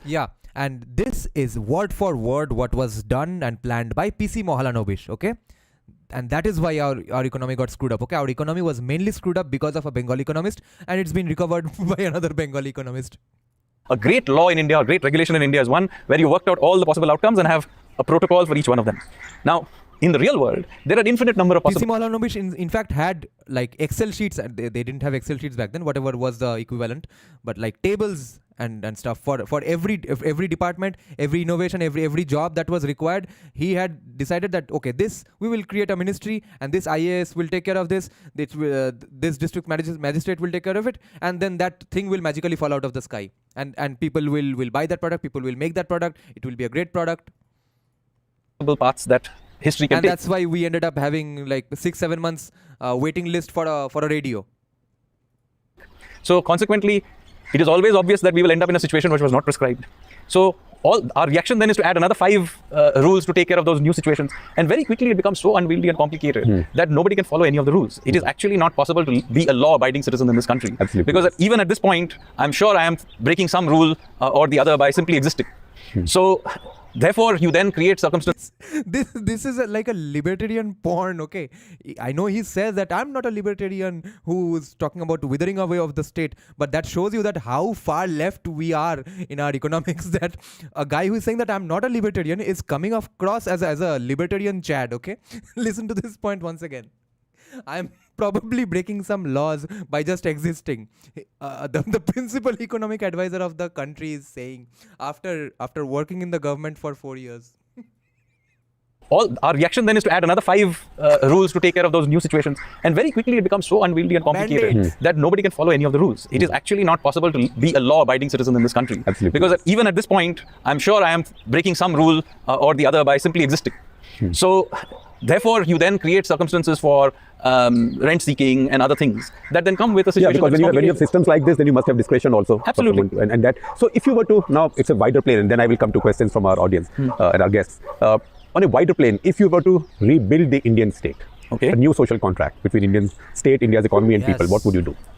First of all, I think we should be very clear about what a state should be doing. Yes. State should be providing certain basic things. And here, I'm taking the judiciary and the wider state into account. And here, I would go back actually to the original Arthashastra of Kautilya. It's very interesting. People tend to remember Kautilya as some sort of a guy who was thinking only about enemies and spies and things like that. But in fact, the Arthashastra is actually quite a wide document. And while you may not want in modern times to use some of his exact prescriptions in terms of how to deal with punishments and things like that. But that was 300 years. Yeah, there was 2,500, 300 years ago. But the general concept of statecraft in it is actually right. So what does he really want you to do? He wants the government to essentially provide external. Chanakya's prescriptions for punishments for this and that was also pretty interesting. Like, for this, this finger will be cut off. For this crime, 2 fingers will be cut off. Or for this crime, your tongue or your nose will be cut off. Everything was going to be cut off for some reason or the other. External and internal security. The government or the state issues currency. It regulates bads. So social bads like in the case of Kautilya, he regulates prostitution, alcohol, and so on. I, for one, am a great believer that bad should be regulated, not banned. In India, everything. And Chanakya was doing that. Prostitution was legal, regulated. Alcohol was legal, regulated. Is either mandatory or it is banned. But that's what Kautilya said. He said regulate. Oh, what a great thing, Sanjeev. What a great point Sanjeev Sanyal is making here, that in India, things are either goddamn illegal or mandatory. Choice का कोई भोसड़ा कुछ नहीं है. In the case of Kautilya, he regulates prostitution, alcohol, and so on. I, for one, am a great believer that bad should be regulated, not banned. In India, everything is either mandatory or it is banned. But that's what Kautilya said. He said regulate. He didn't want it absolutely banned, yes. He's absolutely clear on this. And then, of course, things like urban design and if we were a Kautilyan state, we would allow betting in cricket. Yes, we would. A lot of the match fixing will go. Absolutely. So he was very much about regulating rather than banning. Again, very different from the Indian state today. Today, the Indian state either makes everything mandatory or it bans it. So, ironically, while you can keep aside his exact prescription. Today the Indian state is doing a wrong thing, being said by a guy who works for the finance minister. Okay, that's how much of a frank person we are dealing with. From his time, but look at his underlying thinking. Then Kautilya basically saying that the Indian state is basically to provide certain things that the market cannot provide. Also interesting about the Kautilyan state, and this is very, very interesting, is that people think of Kautilya as an extremely suspicious person. But if you read the text, you will see he's not suspicious of the average citizen. He's mostly suspicious of the government officials. Yes. He in fact says that just like it is impossible to tell how much water a fish is drinking while swimming around in the water, it is not possible to tell how much treasury funds a official is skimming off while he's doing his functioning. So the Kautilyan state is extremely suspicious of the government official. And so the Kautilyan state is a strong state. Kautilya is not a libertarian. He has no sense of humor about the things that the state does. But then he completely circumscribes what the state is allowed to do. And so this is what Chanakya was mainly worried about the Amatyas. I would consider as being what the Indian state should do. There are certain things it should do. It should do them well and should do nothing else. So I come to now the business end of it. Yatin Shah from IIFL. He's referring to economic survey. It talks about wealth creation for Indians. And it talks about, you talked about a multifaceted strategy to get to $5 trillion economy. So he wants to know from you, from where will this come? How much of it will come from digital economy and where else will it come from? And also, as we go ahead, what will change? Do you think the contributing pie will change from digital to something else, or do you think the timelines will change? So to answer this question, I will have to say, this question itself violates my philosophical framework. So let me explain this. You see, the post-COVID world is not going to be a reinflation of the pre-COVID world. It will have its own geopolitics. It will have its own technology. What a prediction he had made, huh? This was in the middle of COVID, okay? He said that geopolitics will change forever. He was so right. I hadn't understood this point back then. Not going to be a reinflation of the pre-COVID world. It will have its own geopolitics. It will have its own technology, consumer behavior, supply chains, and so on. And there is no way on earth that even the best consultant, the best economist is going to know where exactly this is going to head. So while the government may take a few bets through PLI schemes and so on, to a large extent, this world that will emerge is essentially unknown. The jobs of the future for 10 years out will be completely new jobs. So I think the Indian state should not be in the business of trying to predict too much of this. The job of the Indian state is, one, to create the physical infrastructure that is definitely going to be needed. And here also we should keep an open mind about the changing needs of the economy. But other than that, we should basically get simple taxation, deregulate to the extent possible, and create spaces for the animal spirits of the private sector to generate these jobs. If I knew where those digital... For those of you who don't follow much economics, animal spirits of the government से या companies से ये mean कर रहे हैं कि वो creative destruction, okay? You want to create a company, you want to create a product, it fails, okay, close down the company, create another company immediately and then start working. Okay, the problem we have in India today, it has decreased to a large extent because of their Sanjeev Sanyal and Nirmala Sitharaman. They created this thing called the Insolvency and Bankruptcy Code. But it's not perfect even today. Closing down the businesses was so tough, okay. It was next to impossible because factory बंद हो जाएगा तो भोसरी के वो laborers का क्या होगा. And so वो नॉन फंक्शनिंग फैक्ट्री रख दो 30-40 साल के लिए, बंद नहीं होने देंगे क्योंकि लेबरर्स का क्या होगा. So that's the kind of stupidity we were dealing with. But he's recommending the opposite of that keep up the animal spirits, okay. Let them fight amongst each other, let the best person come out victorious, etc. Let the companies fail if it needs to, let a better company come in place of that previous company, maybe in the hands of the same person. And that is why California has always been so successful. It's so easy to close down a business in California. A lot of that is because of the fiat currency, but still the framework and the mindset is a good one, good mindset. Jobs are going to emerge. I shouldn't be wasting my time sitting here having this conversation with you. I should actually be Elon Musk, investing in all these things. Since I do not know, I am an economist. If I didn't, I would be a billionaire. If I knew, I would be a billionaire investing in these areas. So the point is, it's not the business of the state, other than occasionally to create clusters or for emerging to provide protection to an emerging sector. But it has to create an environment for entrepreneurship. Absolutely, it needs to create an environment for entrepreneurship. As I said, that requires deregulation. It requires certain amount of physical infrastructure that has to be in place. It requires simplification of the tax system, and we have simplified the corporate tax structure in late 2019. If you remember, I think the direct taxes on individuals also needs to be significantly simplified for where we came close to it. There was a direct taxes code, but what happened? We got cold feet. Well, it was discussed very thoroughly, and I believe my colleague, the chief economic advisor, was involved in looking through it. I don't know what its current status is, but there is a draft of it which has been discussed. Yes. Yeah. So the second part of his question: do you see a $5 trillion economy achieved by then, or do you think this will be a case of shifting timelines? I think some shift of timeline may happen, but I think the drift will be much smaller than people fear.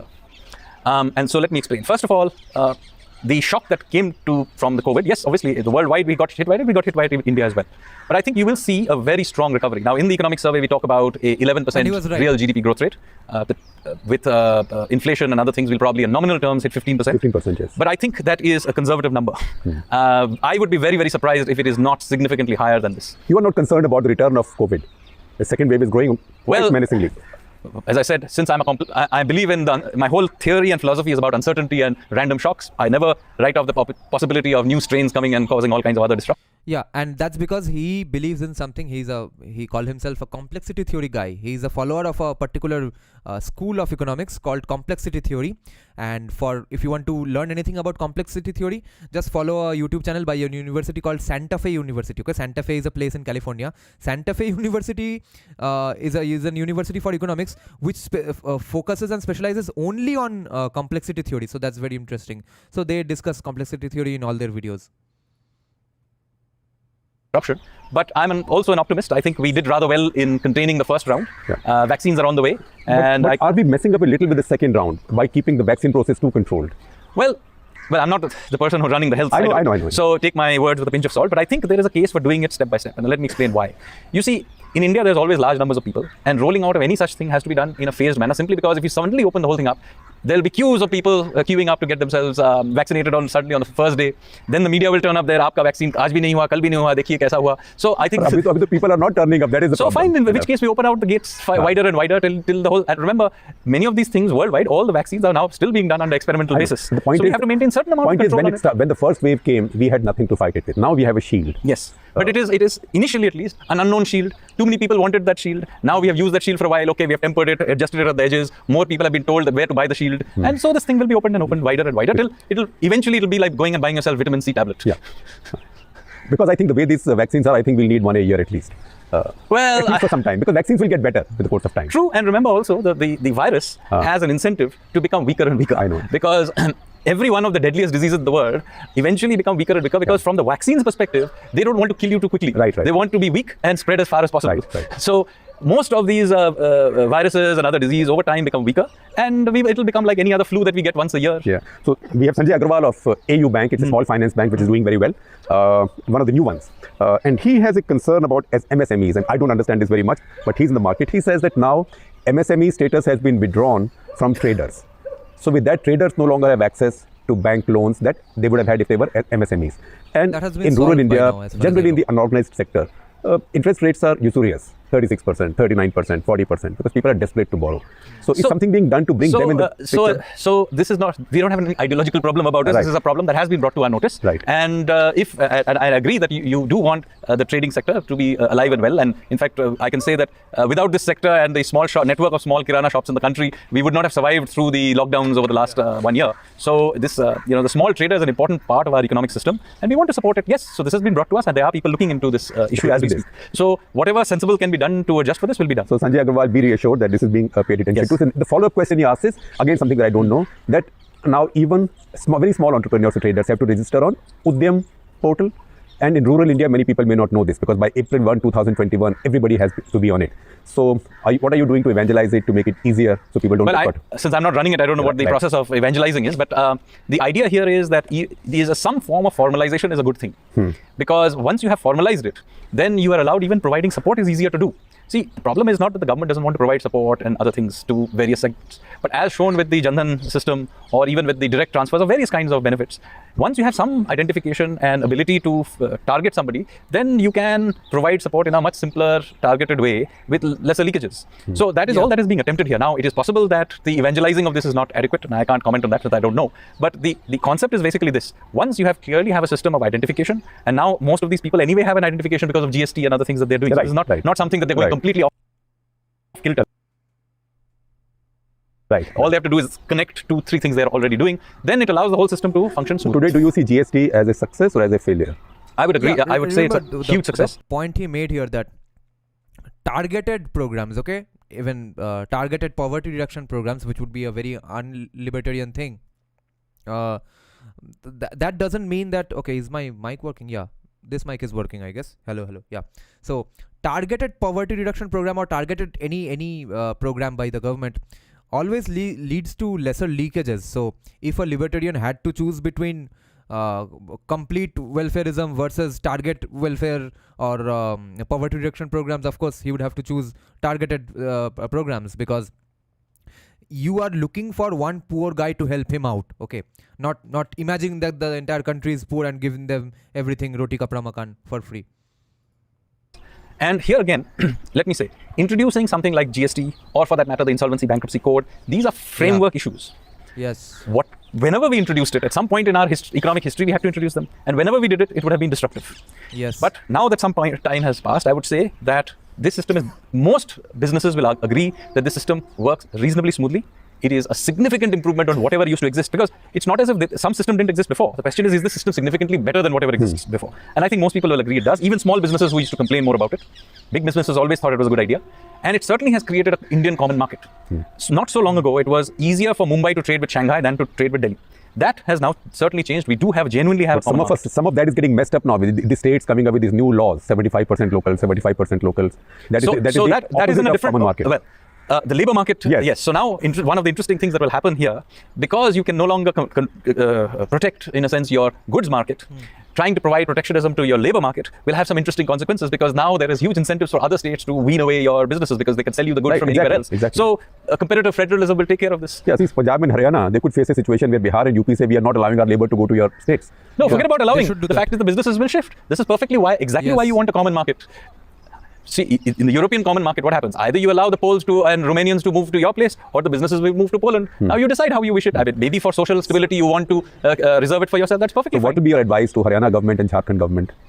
My advice would not be to them. My advice would be to their competitor state to kindly come to Gurgaon and wean away them. Because Haryana has sort of a 30-40% reservation for their own employees, that if you set up a company there, you'll have to hire from their citizens only. Otherwise, you can't do it.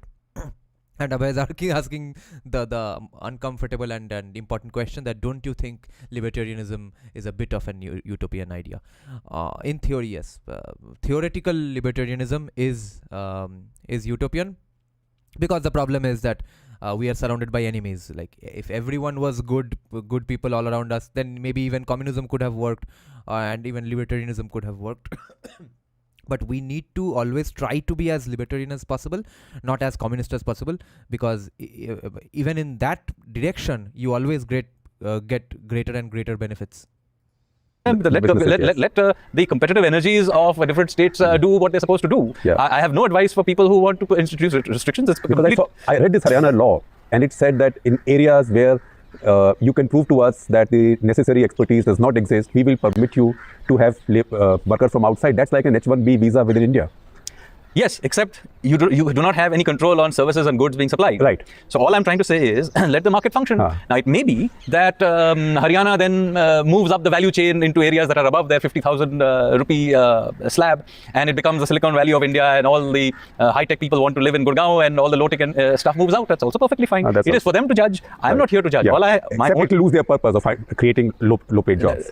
Maybe not. But that is, as I said, it is a democracy. Problem, yes. It is a democracy. Let the feedback loop of democracy and economics then play itself out. My main objection usually is to the idea that is in fact to this idea that they will allow these exceptions, because that will mean that some bureaucrat is allowed to take a judgment on whether this should be allowed or that should be allowed. Yeah, that is when distortions take place in the organic, otherwise the organic flow of things. Where my main objection we also know if it was a simple rule. We also know who's the minister squatting over these portfolios, and that, as I said, I can't comment on it. This is a coalition issue, coalition dharma issue. Nevertheless, so there is a young fellow from Haryana, since you mentioned Haryana just now, who you and I both know, Arjun Kadian. And it's a question away from our team, who says that you've in the past talked about leveraging Haryana's cultural wealth to create more interest besides agriculture. This guy will never become West Bengal's chief minister, okay? Because his Bengali pronunciation is not very good. In fact, I've argued in many places that, particularly we Bengalis tend to have this dismissive idea about certain parts of northern India as not being cultured. Right. The irony is that Indic civilization's sort of origins lie in Haryana. This is Brahmavarta, the land between the Saraswati and the Drishadwati, both of them now dried rivers. And of course, now we have archaeologically found some of the largest Bronze Age sites in Haryana. Rakhigarhi, as you know, is as large as Harappa plus Mohenjo-daro combined. So in some ways, this is the heart of our civilization. And Haryana, ironically, does not leverage this at all. I mean, whether it's the sites of the Mahabharata or the sites of the Rig Veda are all in Haryana. Haryana builds these tourist complexes near canals and stuff. Yes, but let me give you examples of unbelievable things which are not explored by Haryanvis themselves. So not very far from here, about an hour and a half drive south of here through Gurgaon, there's a hill called Dhosi Hill, in very close to the Haryana-Rajasthan border. Wait for this. Now, it's a part of the Aravalli Hills, and it is one of the oldest geological features on this planet. It is an ancient volcano. It's a pyramidical shape, and if you bother to climb to the top of it, there is a caldera with a small kund. I see. Now, it's a beautiful place, by the way, and beautiful views of the surrounding landscape, but it is a very interesting place for other reasons. This is the original place where the Bhrigu family of rishis used to live and had their hermitage. And there was a rishi called Chavanya, who was a Bhrigu rishi's son, who took a dip, because he had leprosy, I believe, and he took a dip in this kund and he was cured. And after he got cured, he became the father of Ayurveda. So Chavanya Prash is from Chavanya Rishi. Okay. So he had his hermitage in there. And the point of the matter, it's a beautiful location. And if you climb up... You've been walking up and down the Aravallis quite a bit. Absolutely. I see from your Twitter yes, postings. So it's a phenomenally beautiful landscape. And I'm amazed that almost nobody goes there. I spent a day walking up this with Arjun, in fact. And from there, you can see the Khetri mines, copper mines on one side. On the other side, you can see where the Drishadwati and the Saraswati used to meet. And further out, although it's a hazy, because it's too hazy, you can't see it. But I believe not far away, if you were looking due north, you would be able to see Rakhigarhi. So this is really the heart of Indian civilization. And yet we don't bother with this at all. I mean, most Haryanvis don't know about it. Most certainly don't. At least I did. For that also, we need a Bengali to come and find it for us. See? Yes, maybe... You Bengalis have been ignoring us. Maybe, yes, you need a few more Bengalis digging around. After all, even the discovery of the Harappan sites was done by Rakhal Das. Absolutely. Absolutely. So, Sanjay, coming back to our sort of more common themes. Prabodh Thakur, who runs an insurance company, the Global Insurance Brokers Private Limited, he says, how can Indian companies support other Indian companies in India under Atmanirbhar Bharat in such a way that it's not seen as narrowness, protectionism or parochialism? So I think I do need to explain what Atmanirbhar Bharat is. So first of all, let me clearly state, this is not some attempt to return to pre-1991 import substitution. neither I nor anybody in the government has any interest in going back to driving. And libertarians have been accusing Narendra Modi of doing the import substitution protectionism of pre-1991. So listen to his explanation of it. The Prime Minister doesn't want it, and this Swadeshi Jagran Manch kind of pressure doesn't work. I can clearly tell you that the Prime Minister has no interest in going back to driving in ambassador cars again. So what does this really mean? So I need to explain this if you'll give me. So about a year ago, when this whole COVID thing started, we discovered something interesting about one of our most competitive sectors, which is our drugs and pharmaceutical sector. Everybody loves our drugs and pharmaceutical sector. Everybody agrees that it is extremely globally competitive. But we learned very quickly that it was entirely dependent on APIs from China. Absolutely. Single source APIs from China. So we have decided to provide a certain amount of protection to at least some of these APIs should come from India, or at least they should diversify to In fact, a lot of the antibiotic APIs were produced in India. And as the laws got twisted in India and in China, all they shifted to China. Absolutely. So now if I say I want to provide a certain amount of protection for having the key APIs, not everyone. Active pharmaceutical intermediaries, what is it? API, good questions. Active pharmaceutical inputs, I think. Okay. I'm not dead sure. I'm now forgotten. But it's basically pharmaceutical inputs. That's right. And the idea basically is the following, that if I decide to provide a certain amount of protections that the key ones get produced in India, this is not an act of protectionism in the pre-1991 sense. This is merely being practical about managing the resilience of an extremely competitive global industry. This is how we think about this. Same thing is true, we'll provide protection for certain kinds of defense sectors. Now, but this is very different from, say, stopping foreign companies from coming and doing business here.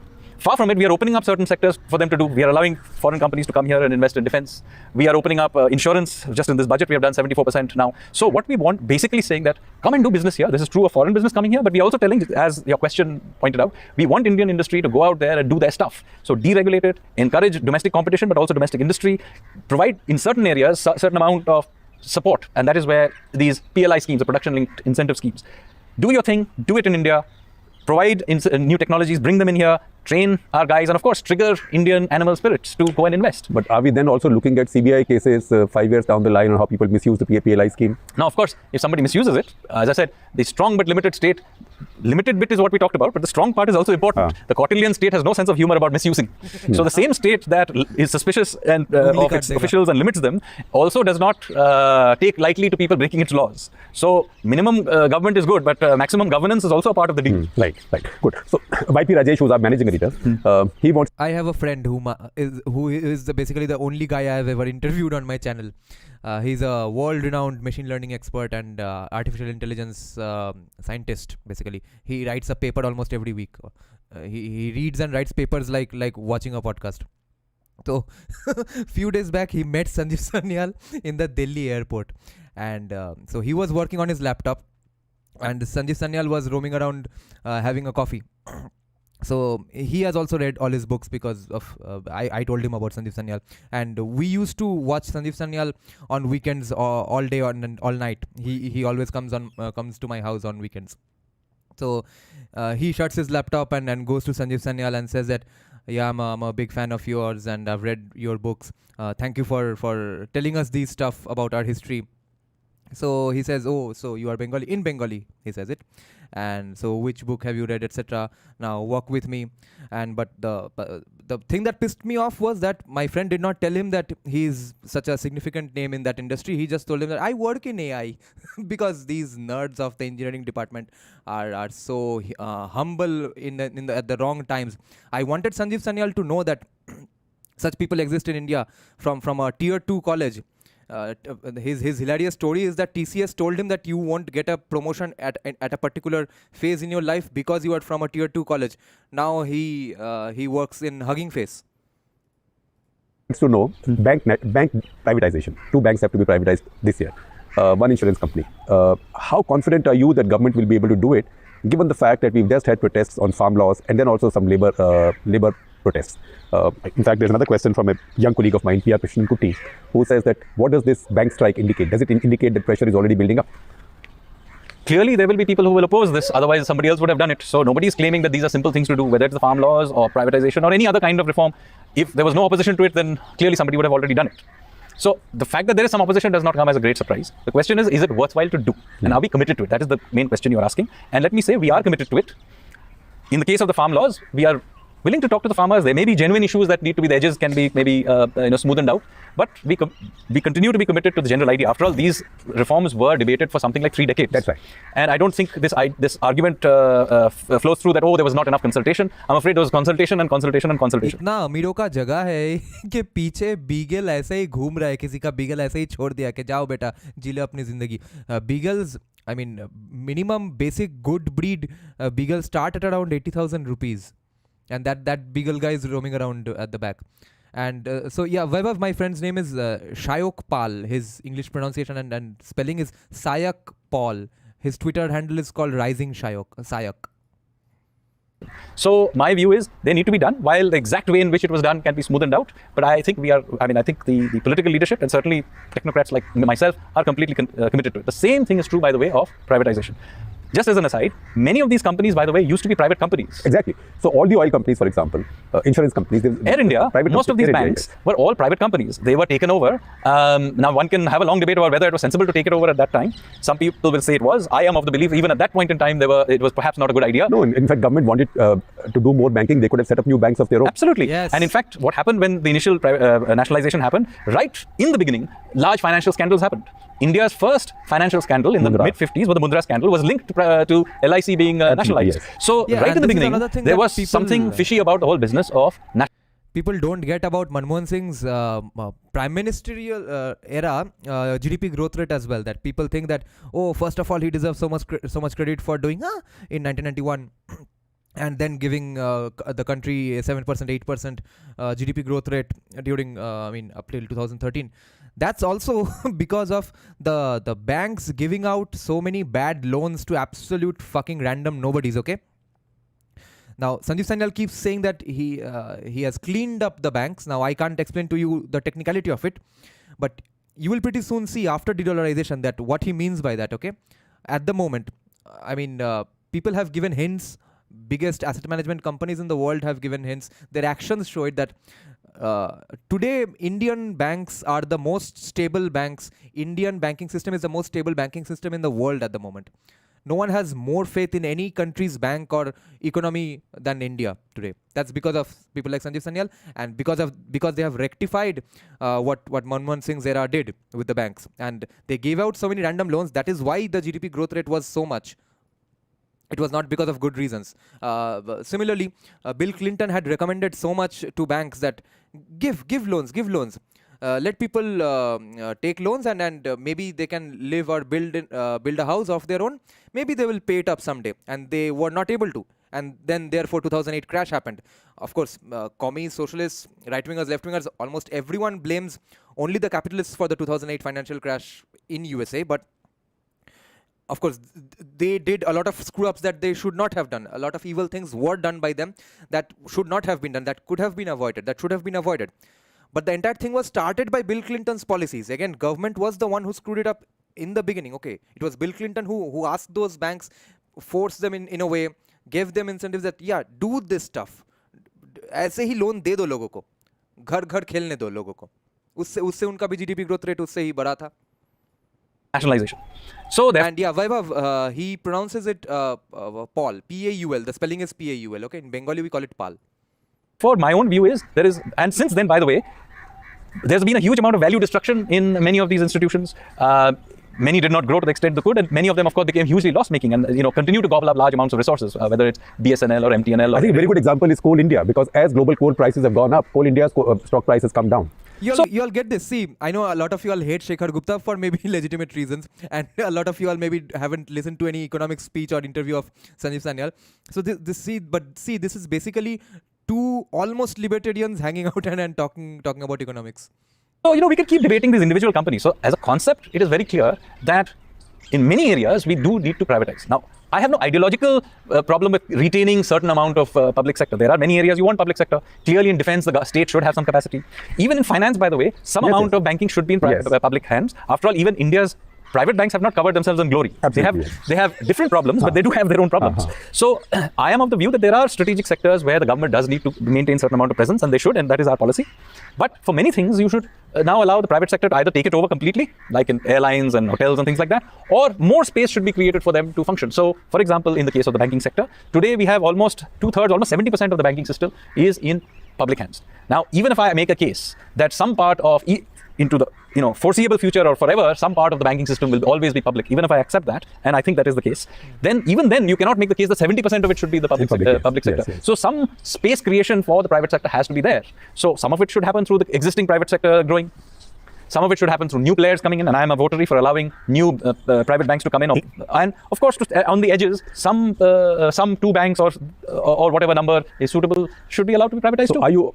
And remember, guys, Sanjeev Sanyal is probably the first guy in the history of independent India who works for the government and boasts of privatization and uses the word privatization. Okay, now to everyone uses the word privatization proudly in BJP because they know the mood of the country has changed to a large extent and very quickly in the last 3 years. But even in 2020, 2021, he used to go on channels and say that yes, we have done privatization, and proudly I will say it was privatization. Before that, people used to use words like divestment, etc.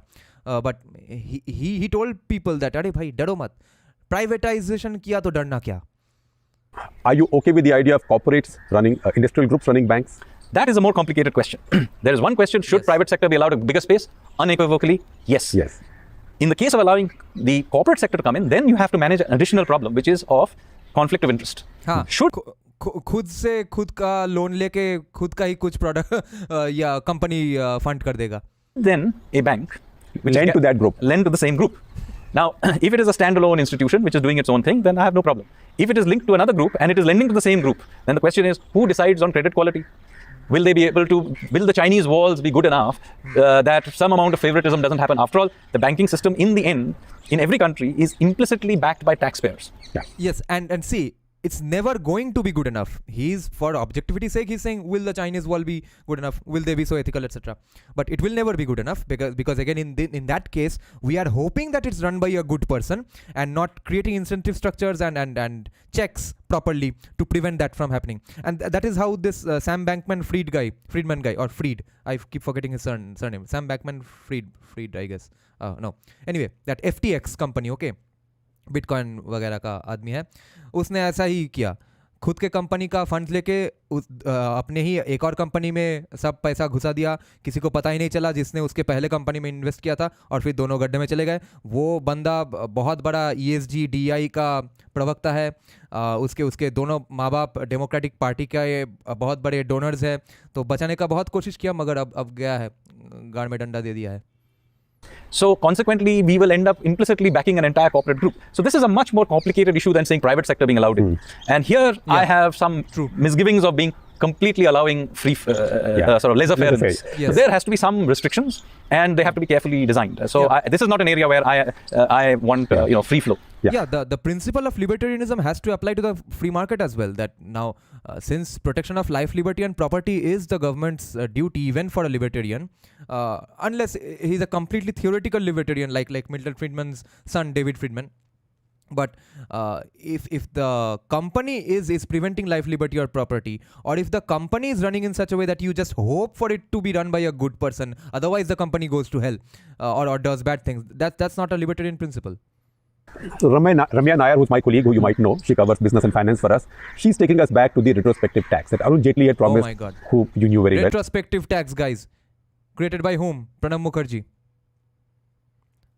Power में आके उनको लगा कि अच्छा 6 साल पहले से count करते हैं टैक्स, चलो बनाते हैं एक law. Yes, he was very fond of you. He had promised a long time back that these retrospective taxation laws will be withdrawn. Why has it still not happened? And do foreign investors now still carry a sense of grievance or concern about what a foreign It's now gone, as far as I know. See, retrospective taxes is not a good idea. And former Finance Minister Jaitley had on the floor of the Parliament promised that it will never happen again. So the question is, what do we do with the legacy cases? And the government has so far allowed it simply to go to its logical conclusion. It is now basically at the end of whatever can be done in that process. I think Arun Jaitley is the one who got Sanjeev Sanyal into the government.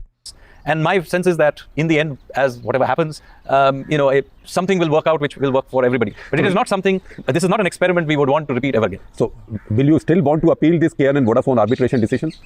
Well, this is a decision obviously above my pay grade. So that the case Shekhar Gupta is mentioning is the one basically created by Pranab Mukherjee.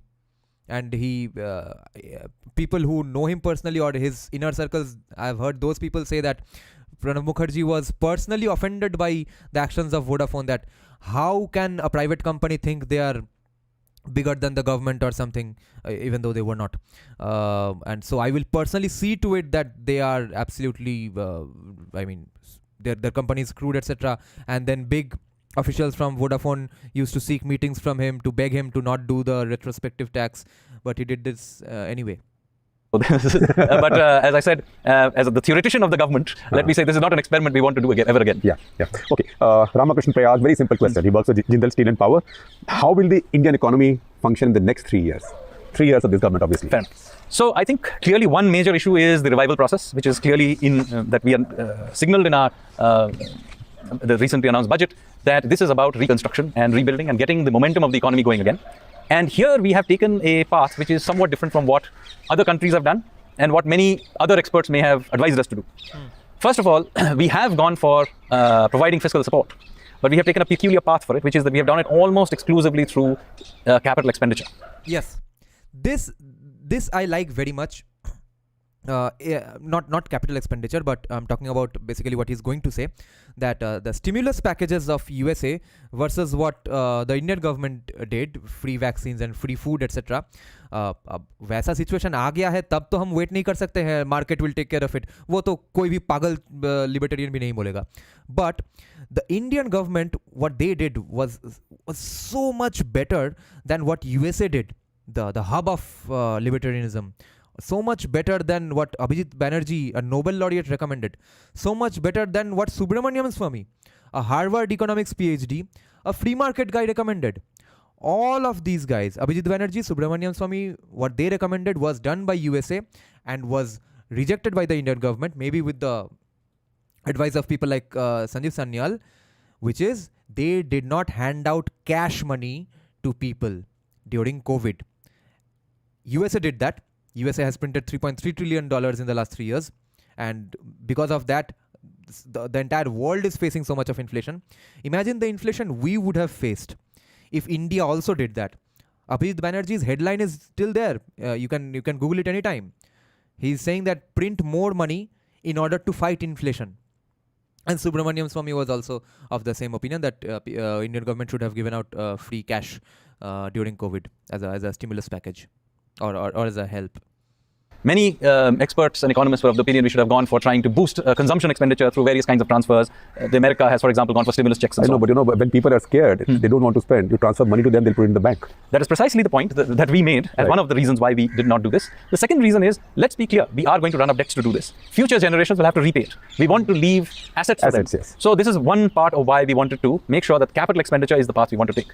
And unlike maybe a developed country, we have lots of physical infrastructure that needs to be built. So why not use this as an opportunity to build it? I mean, you can consider it Eisenhower moment or whatever. You may want to call this the new USA debt repay करेगा क्या बेच के? विवेक रामास्वामी को बेच देगा.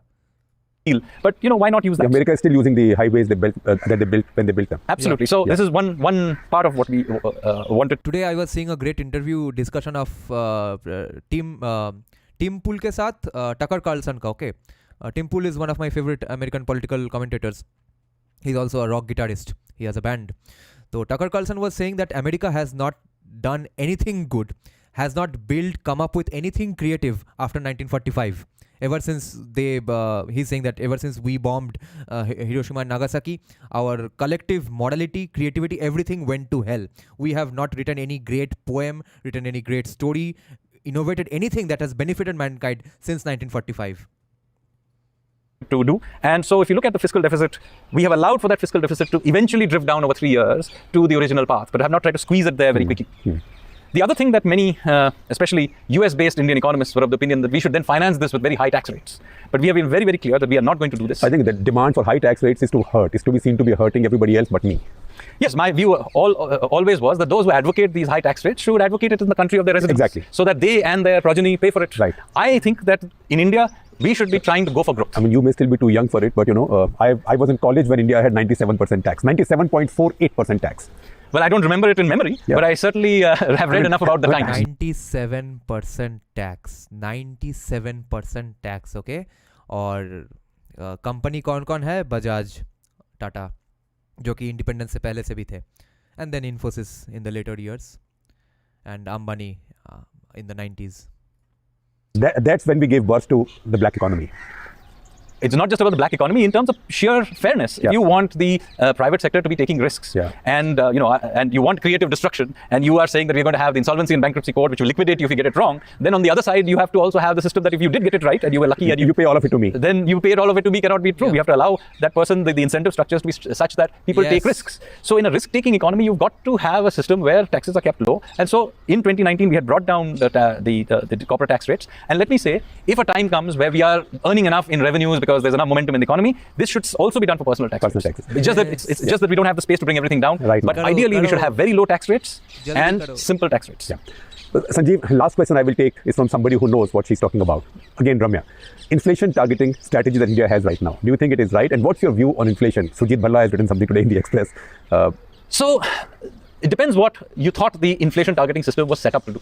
The purpose of the inflation targeting system was, in my view, to basically anchor India's inflation into the 2 to 6% range from an earlier range of 8 to 12% range. We were never a very high inflation country in the Latin American sense. No. Only in early mid-70s, 74, 75. But by and large, even then was 27, 28% annual. So yes, and that era was everybody has high inflation. But we were basically an 8 to 12% inflation country.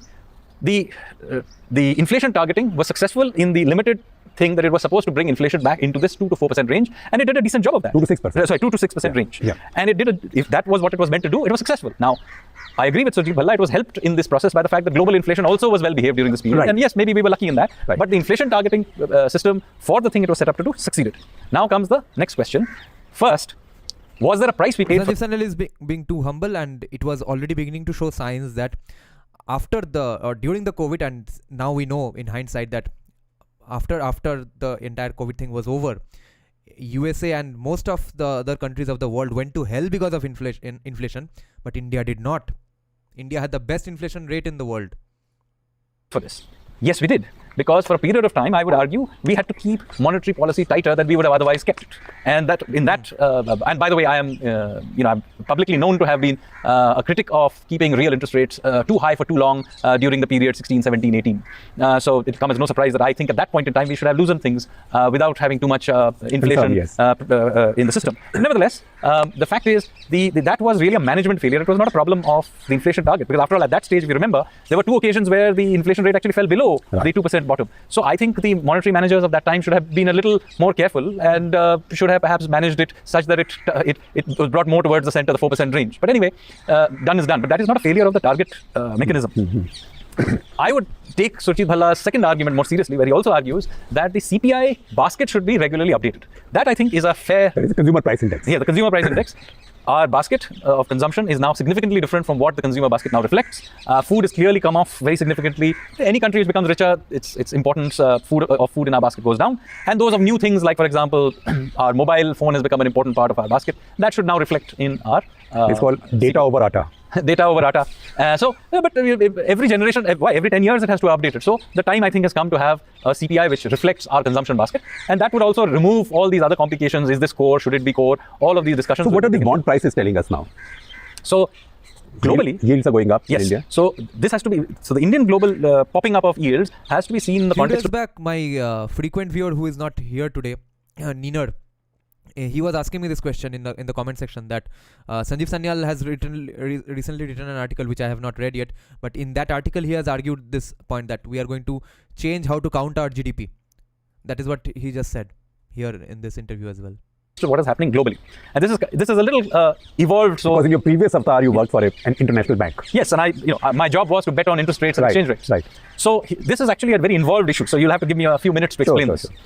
You see, as a part of this reinflation of the world, the reserve currency issuing countries, particularly the US, has pumped out a huge amount of money supply.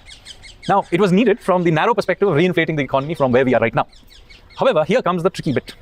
What happens when you increase the amount of money by such a large amount when it is not clear when you will be able to suck it out again? Because any attempt to suck it out too early will cause you to spiral down again. So now the question is, and this is really nobody knows the answer, will this trigger inflation or not? In the US. Well, in the world, because they are the reserve currency. Right. Yeah, because $1.9 trillion more has now come. Well, that is on the fiscal side, which will obviously finance also through another monetary boost. So there's this huge amount of money sloshing around on the planet, and it finds its way into commodity prices like oil prices and every kind of other things through our foreign exchange reserves that even feeds through to our money supply. So since this is the amount of money that is sloshing around, the question is, will it trigger inflation or not? Yeah. Now, there are many theories on this. There are those who will argue, and there's something called modern monetary theory, which will argue that no, this doesn't really matter because the link between money supply and inflation is rather a weak one. In the very long run, maybe there's an impact, but if inflation does come back, there's more than adequate time to withdraw this monetary stimulus and so on. And others who will argue that, look, so much money will eventually be a bad thing. In any case, the danger is that what will happen here is that you will trigger this inflation and you will get stagflation, and they'll give the experience of the 60s and 70s when you went off the gold link of the dollar to the gold, and then you had the spiraling, and yes, it all ended all very badly, and ultimately you had to hike up interest rates and stop this whole thing. Yeah. Now, what is my view on this? Well, I don't have to solve America's problems, but I do have to look at what the impact is on India. Yeah. I think we have done correctly. For the time being, we have allowed the rupee to appreciate in a creeping sort of way and accumulated a large amounts of reserves. But this reserves that we are accumulating does not earn us anything, and it is denominated in the very reserve currencies that are being printed too much of. Yeah. So at some point in time, we will have to begin to take a call on when we begin to think of the rupee itself as a reserve currency. Oh, ये देखो, इसका नाम है de-dollarization. Because that will mean that we will then have to be willing to allow the rupee to become an international currency. If I may interrupt for a second, did you mean we've BRICS currency? Allowed rupee to appreciate or depreciate slowly? Appreciate. So if you look at the rupee in the last 1 year, it's been in terms of inflation, it has appreciated. Yes. So why is it has appreciated a little bit, but in fact, if the Reserve Bank was not accumulating reserves like the blazes, now we have almost 600 billion worth of reserves. The rupee would probably, just guessing, it would probably be at 60 something, 65 or some such level. So we have creepingly allowed it to appreciate, but stood in the way. Why have we accumulated all these reserves? Well, one part of it is that by accumulating these reserves, we are allowing this money to flow through into our economy, which was a good thing because we wanted excess liquidity in our own financial system during we were going through this shock. So this was one advantage to it. The second advantage to it is that we built up this huge bulwark of reserves, which means that we now have more reserves than we have debt. So India, interestingly, is currently a net creditor country to the rest of the world, including private sector debt. This means that whether we get a ratings downgrade or whatever other shocks may come our way, we are insulated from it because we are a creditor country in the end. And so this is a good thing. We have built this bulwark, but there is a limit to this bulwark. Should we have $2 trillion worth of reserves? No, because we earn nothing, no returns on this. So what do? Do we allow the rupee to keep appreciating against the dollar, especially when we earn nothing, since we're not earning anything against the dollar?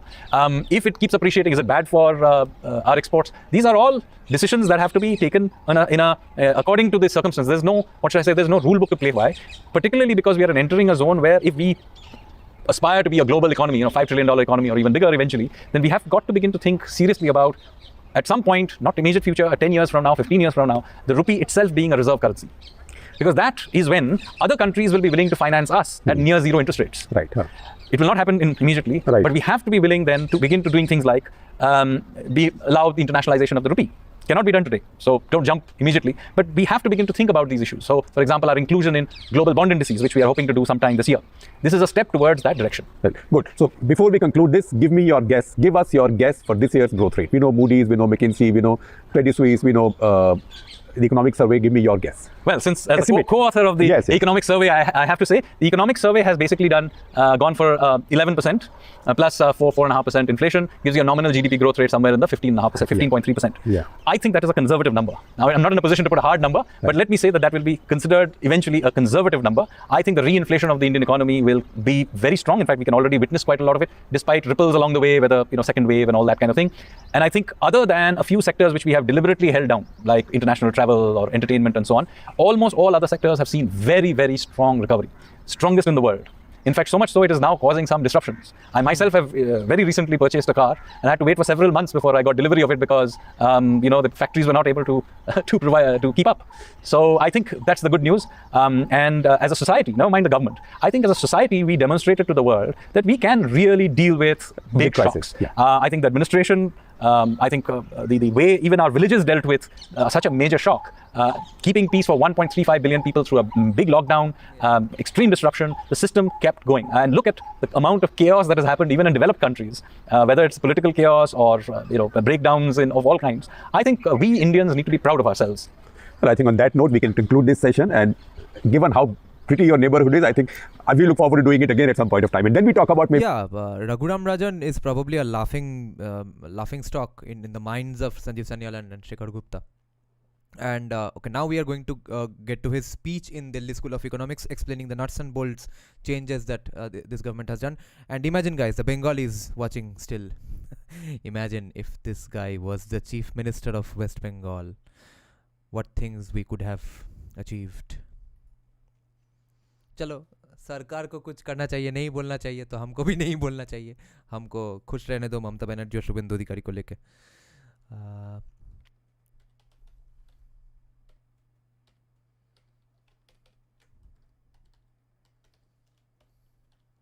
And this speech I have not watched myself, so it's going to be interesting. I'll have to concentrate a lot and learn everything that's being said. Convince you to do some research in this. Responsible for several key reforms and was part of the core team that managed the Indian economy during the COVID-19 pandemic. He was also one of the key architects of the G20's global action plan that kept the world economy functioning during the pandemic years. Prior to joining the government, he spent over 2 decades in financial markets and was global strategist and managing director at Deutsche Bank. An alumni of Shriram College of Commerce, Delhi, Mr. Sanyal later attended Oxford University as a Rhodes Scholar. He was awarded the World Economic Forum Society Institute. Mr. Sanyal is the author of a number of best-selling books, including Revolutionaries, Land of the Seven Rivers, The Ocean of Churn, India in the Age of Ideas, The Incredible History of the Indian Ocean, and The Indian Renaissance. He has also published around 250 articles and columns in leading national and international publications. His writings have received many awards, including the Kalinga Book Award 2023, the International Achievers Award for Literature 2013, and the Art Carrot Award 2018. We welcome you, sir, to this distinguished lecture, and we thank you for your presence. For the lecture titled, Process Reforms, The Importance of Nuts and Bolts. So let me begin first by thanking my friend, Professor Ram Singh, for inviting me to come here today to speak to all of you, and to Professor Paming Dua, who I've known for a very, very long time, for agreeing to chair this session today. So what I'm going to talk about today is one of my pet subjects, which is that of process reforms. Now, these are the nuts and bolts reforms that I will talk about, and I'll show you how, although these are things that very often the media, or even academia to some extent, ignores, these are things that really have a big impact, even though they can be relatively small changes. So I'm going to hopefully convince you that these are important changes to make, and further convince you to do some research in this, because this is an area where we really want to put in some extra effort. So before I go any further, let me explain what on earth process reforms are. Because when you hear about reforms, of course, we have been now reforming our economy since 1991. So a lot of reforms have happened, and usually you will hear the word structural reforms, right? So it's almost as if these are the only kinds of reforms, but if that was the case, why would you use the word structural? So structural reforms are all those very big, cool reforms that change the structure of a system. So those reforms can be, for example, the original delicensing and liberalization we did in 1991.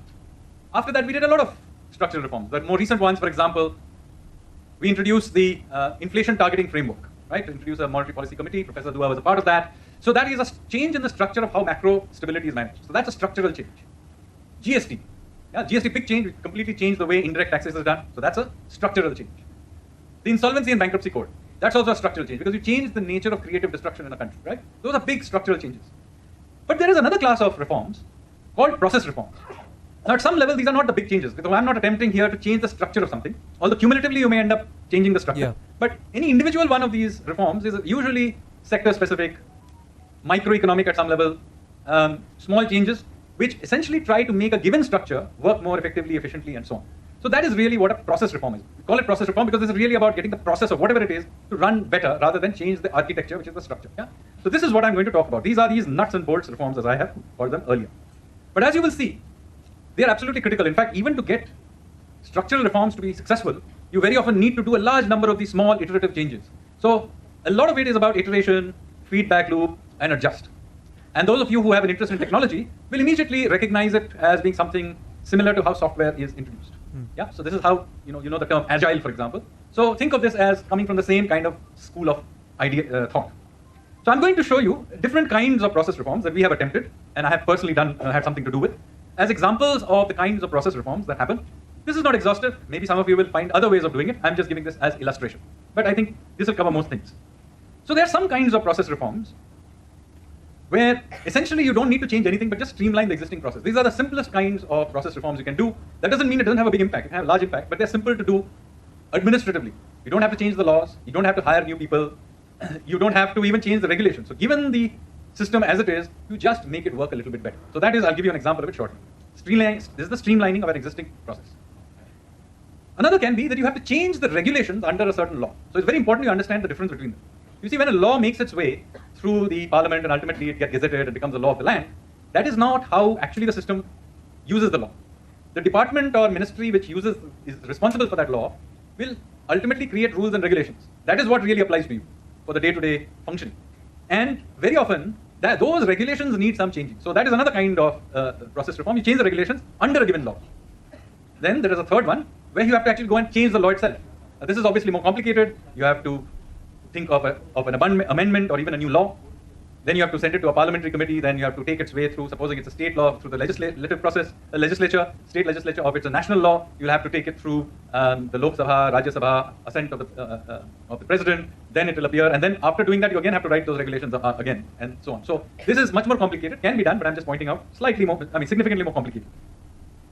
Then there are some kinds of reforms you can do where you need to add a capacity. So the laws are all fine. That's not where the problem is. The regulations are fine. It just is that there is a bottleneck in somewhere in the process where you need to add some capacity in the government in order to remove a bottleneck. So you have to widen the pipeline, so to speak. And then a last type where you actually have to remove something. So you have to remove some government state mandated activity, some requirement and so on, which is getting in the way, not serving the purpose, or the purpose can be served in a better way in some other way, and you remove that. So I've given you 5 different ways in which you can do it. If you find a new one, let me know. I'll add to the presentation. So here goes one example of the first type, which is administrative streamlining. And I'm going to give you the example of voluntary liquidation of companies. So what is voluntary liquidation of companies? So you see, companies get liquidated all the time. Now, one reason they get liquidated is because they go bankrupt or insolvent, etc. So, they have to be, therefore, liquidated. But there are a large number of companies. This is again tied to the creative destruction point, animal spirits of the market, which are doing perfectly well. But for a variety of reasons, you may want to shut it down. It may be because the entrepreneur who was running that company has finally got bored of running it, wants to retire, and wants to shut it down. Sometimes it's because there is a large company that's got all kinds of branches and sub-companies, and it wants to consolidate them. There may be many other reasons why technology has changed, regulation has changed, whatever reason. There are a large number of people who want to every year shut down perfectly functioning companies. And so that is voluntary liquidation of companies. Now, some of you who happen to come from business background may already know about this problem. That in India, if you actually want to shut down a company voluntarily, it's an extremely excruciating, painful thing. It's like extracting teeth almost. It takes years, and it's no fun for everybody. Yes. So we looked into this matter, and we said that, look, we need to do something about this. So me and my team, we dug into this, and we discovered that there are actually 2 ways to shut down a company for voluntary liquidation. So if you wanted to do it for bankruptcy, there is obviously the Insolvency and Bankruptcy Code. But if you wanted to just shut it down, and there's no real big dispute and so on, the system of doing it is through something called the Section 248 of the Companies Act. Yeah, Vaibhav, it would encompass competency, meritocracy, even getting killed, the better one surviving, a better one being reborn, a phoenix, everything. 2013. And this is the main route through which this is done. Although after the Insolvency and Bankruptcy Code was introduced, there is also Section 59, which can also be used for shutting down a company. Both of them work, although the Companies Act route is, at least so far, the more popular route. And so when we were looking into this in June 2021, that's a little over 2 years ago, we discovered that as of June 2021, there were 28,536 such pending cases of voluntary liquidation. Now, these are not companies where there's some dispute. There's nobody, no tax authority, nobody's saying you shouldn't shut it down. Everybody agrees it should be shut down, and yet nearly 10% of these were pending for more than 1,000 days. 28,536 pending cases of just company मुझे बंद करना है भाई, बंद नहीं करने देगा, ऐसे ही खोल के रख दो, कोई नया कंपनी भी मत शुरू करो, वो कंपनी बंद करके वो पैसे से तुम कुछ और इन्वेस्टमेंट कर सकते थे, वो भी नहीं करने को मिलेगा, ऐसे ही खोल के रख दो, नहीं तो लेबरर्स कैसे खाएंगे, गरीब लोगों के पास खाना नहीं है. 54% of them were pending for more than 1 year. So more than half of these were pending for over a year, even though everybody agrees it should be shut down. And remember, if a company has not been shut down, you still have to do all the company things. You have to hold its shareholder meeting, you have to do all its accounts. Even if there's no money in it, you still have to do the accounts, and you can't sell up the assets, etc., etc. So you have to keep there's expense to keeping these companies going. So if nobody wants to keep them alive and there's no objection to it, why are more than 50% of the companies being kept alive? Similarly, we found that those who wanted to go through the insolvency bankruptcy system, there were 968 cases that had been initiated. Final reports had been submitted for 438, out of which only 230 had been actually dissolved. Now, this was at that time quite new, so there are many more cases in this right now. But nevertheless, 251 cases were ongoing, of which 31 had been there for more than 2 years, 23 were between 1 and 2 years. So there were a large number of companies that were hanging around for years, and we couldn't shut it down. So we began to look into why this was happening. And this is what we discovered. We discovered that, you see, according to Section 248, when you wanted to shut down a company, the company's name has to be actually advertised in the newspapers. Why? Because in case there is some person who is owed money by that company, after it shut down, it disappears from the face of the earth. So you have to say that, look, this company is being shut down. If somebody, you are owed money, please go and get it. So you have to advertise this. Fair thing. However, it turns out that the department of the government that is supposed to publish these names and they have to advertise it took sometimes 6 months, sometimes a full year before publishing these names. Now, there's no reason why it is rude. It's just the way it was. There's an obscure department, sub-department, there's some section in the Ministry of Corporate Affairs. Yeah, and if you try to close that close that ministry or that department down, young kids, people younger than me or my age in Bengal will say that, no, do you know how tough an exam that is for which you have to sit for getting that job? Do you know how tough that job is? How tough that exam is? Why should that job go away? I had remember I told you about this guy who blocked me on Facebook. We were discussing the closing down of BSNL. He was going on about a tough exam. His father works in it. He's preparing for it. Tough exam. I just asked him, do you use BSNL? He blocked me. Who nobody, including the secretary of that ministry, knows about. Whose job it is to publish these things. And frankly, they don't really care. And not even going to get into possible rent seeking and so on. But basically, they used to publish it whenever they felt. Sometimes they didn't publish it. And for months, if not years, names just would not get published. Now, this doesn't require any deep thing to do. It doesn't require real change. It doesn't require additional people. It just meant that you don't publish it. Similarly, for those who are going through the insolvency and bankruptcy code route, they had to get a whole bunch of NOCs from the tax department, this department, that department for shutting it down. Now, we discovered that actually the IBC code section in which they were using does not actually require these NOCs. This was just somehow, for some reason, the procedure had just ended up demanding these NOCs, even though on paper none of these NOCs were needed. So, very simple change. We just got the Ministry of Corporate Affairs to begin publishing these advertisements of the names. Smoking is injurious for health. Didn't require us to do anything. In fact, my own view is we should actually change the law and not even require this, because this should be actually, as soon as you put in the application, this should be in the website. Why are we putting it into newspapers? Who reads them anyway? Two, same thing we did with IBC. We introduced a clarification which was issued saying that there was no requirement of NOC from the income tax department. That's all. Now, both of these change, look what happens as a result. So, for the Section 248 companies, as of June 2023, not only has the pending cases reduced to 8,800 from 28,500 2 years earlier, only about 12% of them, down from 54% earlier, were pending for more than 1 year. So, you can see almost no effort. You just have to go to that some subsection officer and tell them. But no one knows about these things. That's all. Everyone's saying BJP kya kar raha hai? 20,000 companies in 1 year benefited from it. Just think about the benefit of this. Similarly, for the IBC, as of 2023, 1,607 corporate persons have initiated voluntary liquidation under IBC, out of which final reports have come out for 69%. We have, however, found so far that 571 cases have been closed by dissolution. In other words, the pipeline has become smoother, but the final disposal rate has not improved disproportionately. So this is something that we need to still look at. Nice. But I give you a flavor of very basic feedback loops. Just going and seeing what's going on, and it dramatically changes things. I'll give you another example. Now we're going into type 2 changes, where we actually need to change regulations. Now, you all know that the IT BPO sector, the IT enabled sector is a very big sector for India, not just internally, it's a huge part of our exports. Yeah, everybody knows that. However, we had a very strange situation that there were all these bizarre telecom ministry regulations that the IT BPO sector had to comply with till about 2 years ago. Wow. Nobody outside of this sector knew about them, but the people in those sectors found that more than half of the management time of that sector related to trying to keep track of them. So the question is, how did I discover this? So I happened to be at that time in the finance ministry as the principal economic advisor, and COVID had just hit us. Right? This is April of 2020, and telecom ministry came up with a notification which basically said that all of you can now work from home till December 2020. Now I've worked long enough in government by that point to immediately get suspicious. So if a ministry is telling you that I'm allowing you to do something that I would have thought was a right anyway and was allowed anyway, and is saying that you are allowed to do this till the particular date, what it is really doing is not giving you an exemption. What it is really doing is telling you that in normal times these laws actually apply. That is what it is actually trying to tell you. So since I am a suspicious sort of chap, I decided to look into this, and I discovered something quite horrifying. It turns out that working from home was actually illegal, and that all of you were doing illegal things. Because if you wanted to use the telecom lines to do some work from home, you were all supposed to have an EPA BX machine in your basement. I'm not kidding about this. That is what the telecom laws actually meant. So here are the funny things I found in this. So there was something called the revised terms and conditions of the other service providers, which is the code word for IT BPO sector. Other service providers, this law was introduced in 2008, which meant that there were these following cumbersome requirements. First of all, there was no clear definition of what an other service provider was. It could pretty much be anybody, as from what I gathered. So depending on who the officials of the telecom ministry wanted, they could just define you as an OSP. Yeah. Then, as I said, there was a requirement that if you're working using telecom networks, you actually had to keep local infrastructure. What was that infrastructure? Unnecessary laws का सबसे बड़ा side effect तो ये है, harassment का excuse मिल जाएगा. It was an EPABX machine, which you had to have in your premises. Now, I'm 100% sure that there's nobody in this room below the age of 40 who even knows what a EPABX machine is.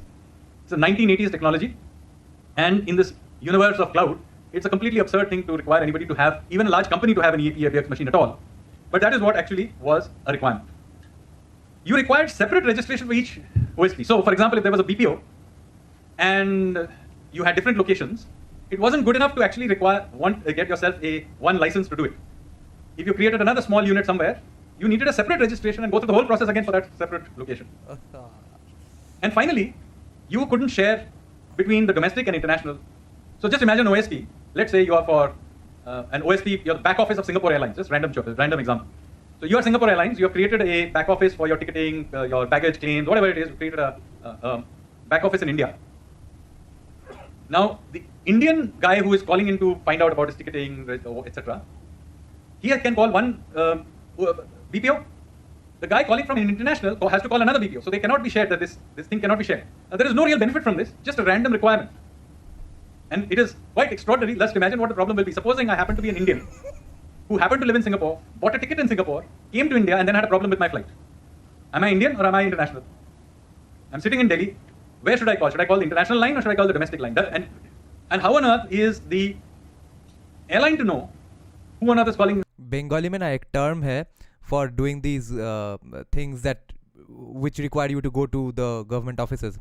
Term है दौड़ा दौड़ी, okay, running around that. Okay, passport चाहिए, दौड़ा दौड़ी start कर दो, okay. Birth certificate में नाम का spelling change करना है, दौड़ा दौड़ी start कर. दौड़ा दौड़ी is a horrifying thing that you have to go through to get the government to do anything. And where to send you. So this is a completely pointless requirement, and yet this requirement led to all kinds of complications, months of delay, again large amounts of rent seeking of all kinds. So all of these restrictions we began to dig into. Oops.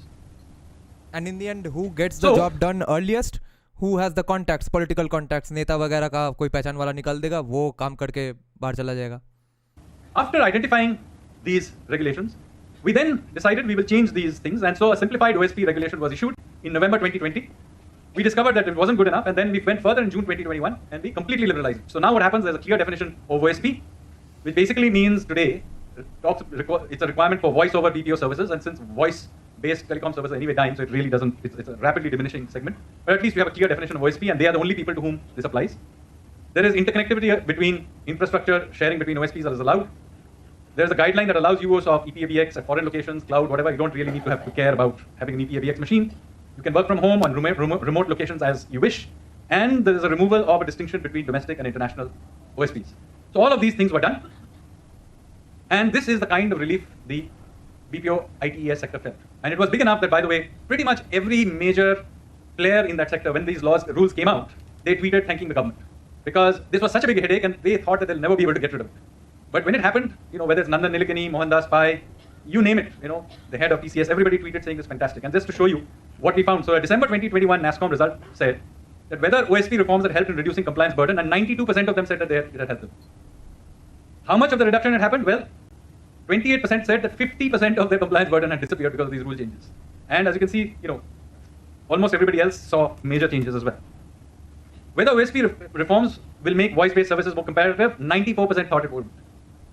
Whether removal of local EPABX requirement helped in improving ease of doing business, 85% said it would. OSP reforms, positive impact on the industry, as you can see, 62%, all of the above, all the different ways in which it helped. The point I'm making is, here was a bunch of rules that were just hanging around there, outdated even in 2008 when the new rules came. They were already outdated by more than a decade, and yet they sat around. And we finally got rid of them. These are not reforms you may have ever heard of. Yeah. Right? These are not great structural reforms. When it did happen, there was some buzz about it, but it was even then on the third page of the newspaper. Yeah. But dramatic impact on how the competitiveness of our sector improved. And in 2021 and 22, as you will remember, there was a sharp increase in our services exports. Yeah. Well, OSP reforms was one of the very key reasons why we suddenly became much more competitive. Third kind of changes. Here, we need actually legislative changes. So this relates to process reforms where their underlying laws need to be changed. So this is a more complicated thing we need to do. So let me ask, who in this room knows what on earth a legal metrology act is? Or what is legal metrology? How many of you even know what it is? Anybody here? Nobody knows. No, never heard of it. Anyone know this term? Okay, I paused it just to talk to Nina. Yeah, Nina, we missed you and we even discussed you. So watch it from the beginning. Yeah, okay, there is one person here who knows what it is. Yeah. Yeah. Yeah. So legal metrology are the rules that impact weights, measures, and labels.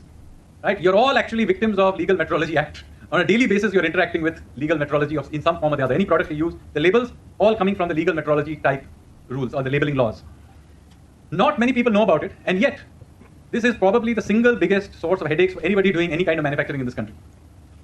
And probably the single biggest source of small level retail harassment and corruption in this country. So let me show you what happens. So it turns out that... Yeah, and Nina, in this video, I'm not going to be basically discussing or analyzing because I even haven't watched this video earlier on. I'm listening to it for the first time. The previous two, I have watched multiple times, and we were discussing live what are the things even I can bring to the table while discussing it. But this, we are all just sitting back and learning from him. What are the nuts and bolts reforms that Sanjeev Sanyal or the government has done in the recent years? In section 25 to 47 of chapter 4 of the 2009 Legal Metrology Act enumerates a bunch of offences relating to weights, measures, etc. And many of these provisions are criminalized. And they're criminalized in a very peculiar way. So when you do the first offense, then you can pay a small fine. But on the second offense, you can be sent to jail for as long as 7 years. So you can imagine what exactly happens. So let me show you some data what happens. Oops. So look at the table there, and it will show you the data for the number of cases booked on the first offense and the number of cases of the second offense. So as you can see that every year, something like somewhere in the range of 1 lakh odd cases are done on the first offense. So the first offense.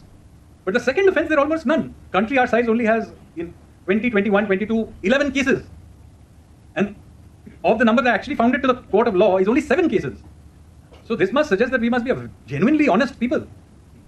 How does this happen? Especially when you are having, tens of thousands, if sometimes more than 1 lakh cases in the first offense. Now, so when we began to look into this, the general stand of the officials was, look, this works wonderfully, see, a wonderful law. You just have to warn them once and make them pay a small fine, and then nobody ever does it a second time. In reality, what actually happens is very obvious. Plot twist. For very minor infractions, the inspectors actually catch an entrepreneur, maybe a small variation in the label, small variation of weight or something. Sometimes it's something like, for gram, instead of G, you're written GM. And there are slightly different laws in different states now, so you can imagine what happens. So a very small infraction, they'll say, no, don't worry, you pay 2,000 rupees and you can be off. But you see, once you have done the first offense, you are now a slave for life. Because the second offense, you can be sent to jail for 7 years. So now I will leave it to your imagination to what exactly happens as a result of this. So this issue, we discovered, and you can see that the data for this is quite obvious. We began to dig into and look at where are the real issues. And so recently, the Jan Vishwas Bill of 2022, which has now made its way through Parliament, we got rid of a bunch of the provisions which had the most extreme punishment, 7 years and so on. So we have got rid of some of them. There are some more left, about section 30, 33, 36, which are not such extreme punishments, but in fact, 80% of the cases happen under it. So this is something that needs to be re-examined. I have written extensively on this. You can read about it. I've written working papers on this. I've written newspaper articles on it. And so this is the kind of reform that we now want to do. So try and decriminalize this. This does not mean that we throw it into the bin. At the end, consumers do need to be protected. So this is an important law. I'm not saying it isn't. But it has to be done in a graded way, which is commensurate to the sin that has been committed. So work in progress, but just as an example of a law and a change in progress. And again, hopefully when this thing happens, and it will in not too distant future, it is almost certainly going to appear in the 5th page on hopefully in some newspaper. And when you read it, do realize why it is important. Another change. Here. Yeah, I just want to respond to Vaibhav here. Yeah, he is making an interesting point that लोगों को चाहिए कौन क्या free में दे रहा है, and probably because majority people won't even understand these reforms. Yeah, that is the true. When the reforms are explained in this way, of course most people won't understand it. Most people will have to know these terminologies and they'll have to be fluent in English, etc. So majority of the country won't understand it. My problem is people who are direct beneficiaries of these things a lot of them, even they are the ungrateful assholes who will never admit that this government did this great thing for them. For example, how can anyone be an anti-BJP from the left in 2023 when all of their lifetime, I'm talking about the middle class at least, okay, middle class, upper class, when all of their savings, their parents' savings, mutual funds, FDs have shot up to the stratosphere, okay, since 2020 to 2021. ये कैसे हुआ है भाई? ये magic से हुआ है? ऐसे ही आसमान से टपक पड़ा इन्वेस्टमेंट? ये सब इस गवर्नमेंट के पॉलिसीज के वजह से हुआ है. There's a commie in my friend list who gives predictions every day about the stock market every week. So he trades stocks. He's a filmmaker on the side, but he is very much into the stock market. And his commie friends comment there that yes, the stock market is doing great, and he's a staunch Modi hater, staunch BJP hater. What the fuck? Type 4. So this is an area where we need to expand capacity. As you can see that I'm basically fairly skeptical about state officials and usually quite skeptical about expanding the state. But there are areas where you do need to do it. And here is one example.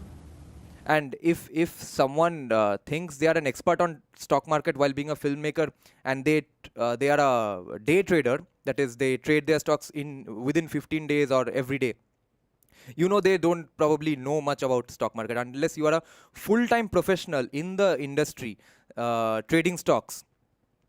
Other than that, you are not going to beat mutual funds. In India, you don't beat that. 80% of day traders even don't beat mutual funds. That's how our market is. And my personal hunch is, I'm not an expert on this, it might be because we can't buy fractional shares in India, okay? In India, you have to buy at least one share and whatever is the price of that particular share, okay? But in USA, you can do that, which is probably why in USA, day traders beat the mutual funds, etc. But in India, nobody does. Almost nobody. So गांडू क्या trade कर रहा है उसको ही पता है. You all know that we all have, India has great aspirations for the knowledge economy. We have aspirations for the knowledge economy. Then one of the things we need to fix is the intellectual property rights infrastructure. Yeah, fair. I don't think anybody disputes this. This basically is about copyrights, trademarks, and very importantly, patents. Yeah. Now, the problem is that although we have this aspiration, our patenting system is far behind the peers who we want to compete with. So here is the data for this. I've given the data for filings and grants for China, US, and India. India is the last column. And you can see that not so long ago, which is 2016, just 6 years ago, India had 45,000 odd filings, of which 9,800 odd grants were given. So we were not even giving 10,000 patents out every year. And note who we are competing with. The US, which grants 3 lakh patents a year, and China, that was at that stage granting 4 lakh patents a year. Now there's some dispute about the quality of patents that China gives and utility patents and all that. I don't want to get into the debate. But even if you और USA तो दूसरों का चीज भी patent बना के बैठा है. do some reasonable research and cull out the more not so great patents, but even then, China still is giving out a very large number of patents, maybe a lakh or something thereabouts. So it's still in a totally different scale from the kinds of number of patents we are generating. And it is well known that it took years and years to get a patent in India. It is the longest, some patents were taking 5, 6 years. There are patents hanging around for 7, 8, 9 years also. Now come on, this is technology. How can you expect somebody to patent when the technology itself will become irrelevant? Or even worse, somebody else will actually patent it in some other country and carry on. So this requires timely intervention. So some work has been going on in this, and as you can see, this patenting process has been improved in India. So between 2016, where we were not even doing 10,000 patents a year, we are now doing, last year, 2022, we did about 34,000 patents. Good work. But notice that meanwhile, China has gone to almost 8 lakh patents. Again, a lot of it is garbage, I agree, but still, you can see the scales. And the US is, of course, doing 3,25,000 patents. So this is the level difference. So if we want to get into this game, we really have to do something. So we went and looked at, was it the case that our processes were bad, our laws were bad? What is the real problem? So yes, there were problems. All the problems I discovered in the previous 3 types were there. The process is slow, there are some laws here, there, etc. But the biggest problem actually was that our poor patent officers were working actually rather well. There just weren't enough of them. Achha. So we discovered that the manpower employed in the patent office was only 900. And this is after recent improvements. All these increases in grants happened in recent times. We had only 900 people working in the patent offices compared to 13,700 in China and over 8,000 in the US. So just imagine a cricket match. Your opponent brings in 13.7 players and you're bringing in 0.9 players to the field. Doesn't require too much imagination who's going to lose. So this is one area where you should add to the capacity. And by the way, this is an area where the government actually makes money. When you do patent filing, when you get a patent, you actually have to pay a fee to the government. So this is a profit-making department. So not only should you be increasing it for IPR reasons, actually this is a good case for increasing number of people in the government for making money from a purely revenue perspective. So here is how things have been. So the first round of increases of people that happened at the examiner level. Now you need to understand this very clearly, that there are two levels for getting a patent. First, when you put in the patent application, it goes to an examiner. So there's a preliminary thing that at least you followed the basic rules, it falls in, you paid the fees, etc. It's in the correct format. So that is called the examiner level. After you cross the examiner level and you presumably answered some basic questions, etc. that may have been given, you then have to go to the final disposal level where the controllers sit. And this is where the real thappa is given. Now what happened is that as new young people were brought into the examiner level, they began to speed up the examiner level. So you can see that there was a huge pendency in 2017-18 at the examiner level. You can see 1,67,000 patents were stuck there, pendency. And over the next 5 years, that pendency dramatically came down. As young people were brought into the examiner level and some efficiency improvements happened, the pendency dramatically dropped. And so by 22-23, we had, as you can see, I think I can't read the number myself, I have to admit, but it's something like, 3,000, I think it's 3,200 or thereabouts number of patents that are there. But that didn't help the cause too much, because what happened is that all of these went through the examiner level and ended up in the next level. So you can see the pendency there dramatically went up. In the same period, the pendency level, as you can see, by 21-22, you had 1,80,000 patents pending. Slight improvement in the latest number, it's gone down to 1,67,000. In fact, it's quite interesting that if you go back to 17-18, you had 1,67,000. And now at the examiner, if you go to the previous slide, previous chart, at the examiner level, there were 1,67,000 pending. Now all the chaps seem to have 5 years later ended up in the controller level. Doesn't help the cause, right? It's all piled up. So what we are now doing is beginning to change many things. So the first thing we did is, of course, we began to change a few obvious things. One is that we used to allow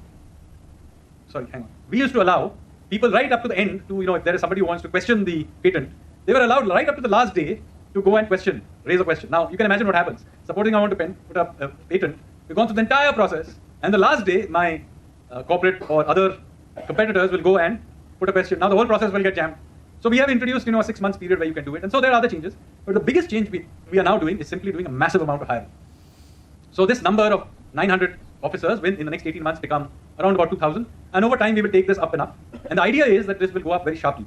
So this year, we are thinking we will do about 50 to 60,000 patents a year. 2 years from now, we expect to do 1 lakh patents a year. At least then we will be in the game. So that is another example of a reform. The final type of reform is removing a state-mandated requirement. So this is somewhere... See, all these things that he's discussing here is about him recognizing the problems existing for so many years while the government he's part of is in power. So it's a very self-reflective action going on here. But libertarians are unnecessarily harsh on Sanjeev Sanyal for being a Modi simp, apparently.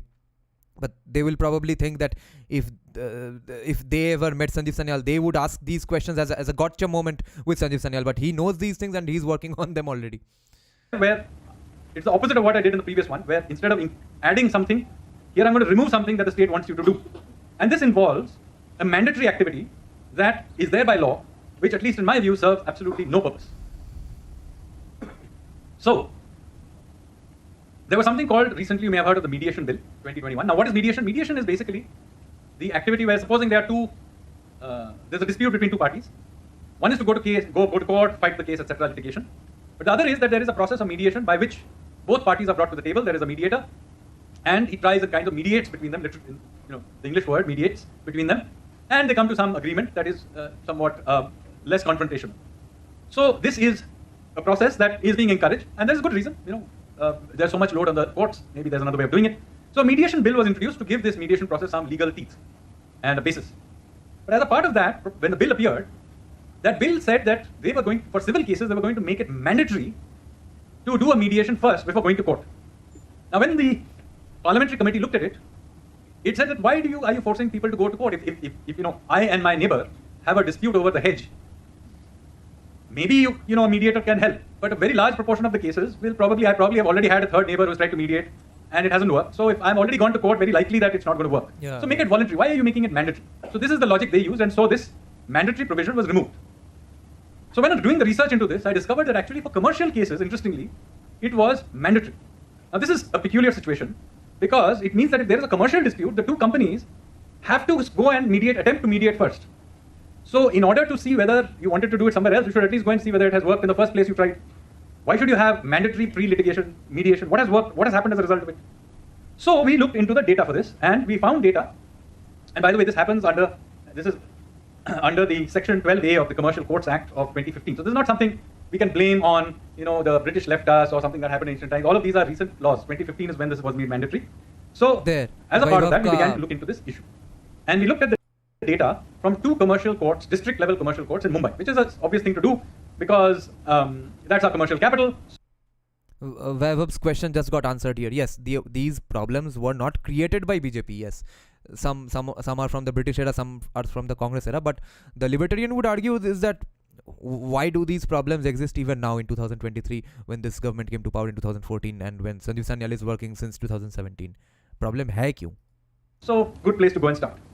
And we found something quite interesting. We found that for 98% of the cases, the two parties did not even turn up for the mediation. They just didn't want to get going.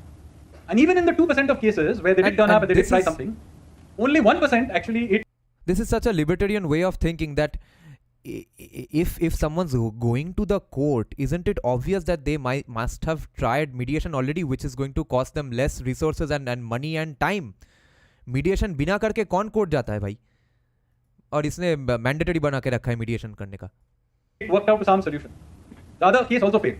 So therefore, for 99% of the cases, this mandatory pre-litigation mediation process was a complete failure. And yet everybody had to do it.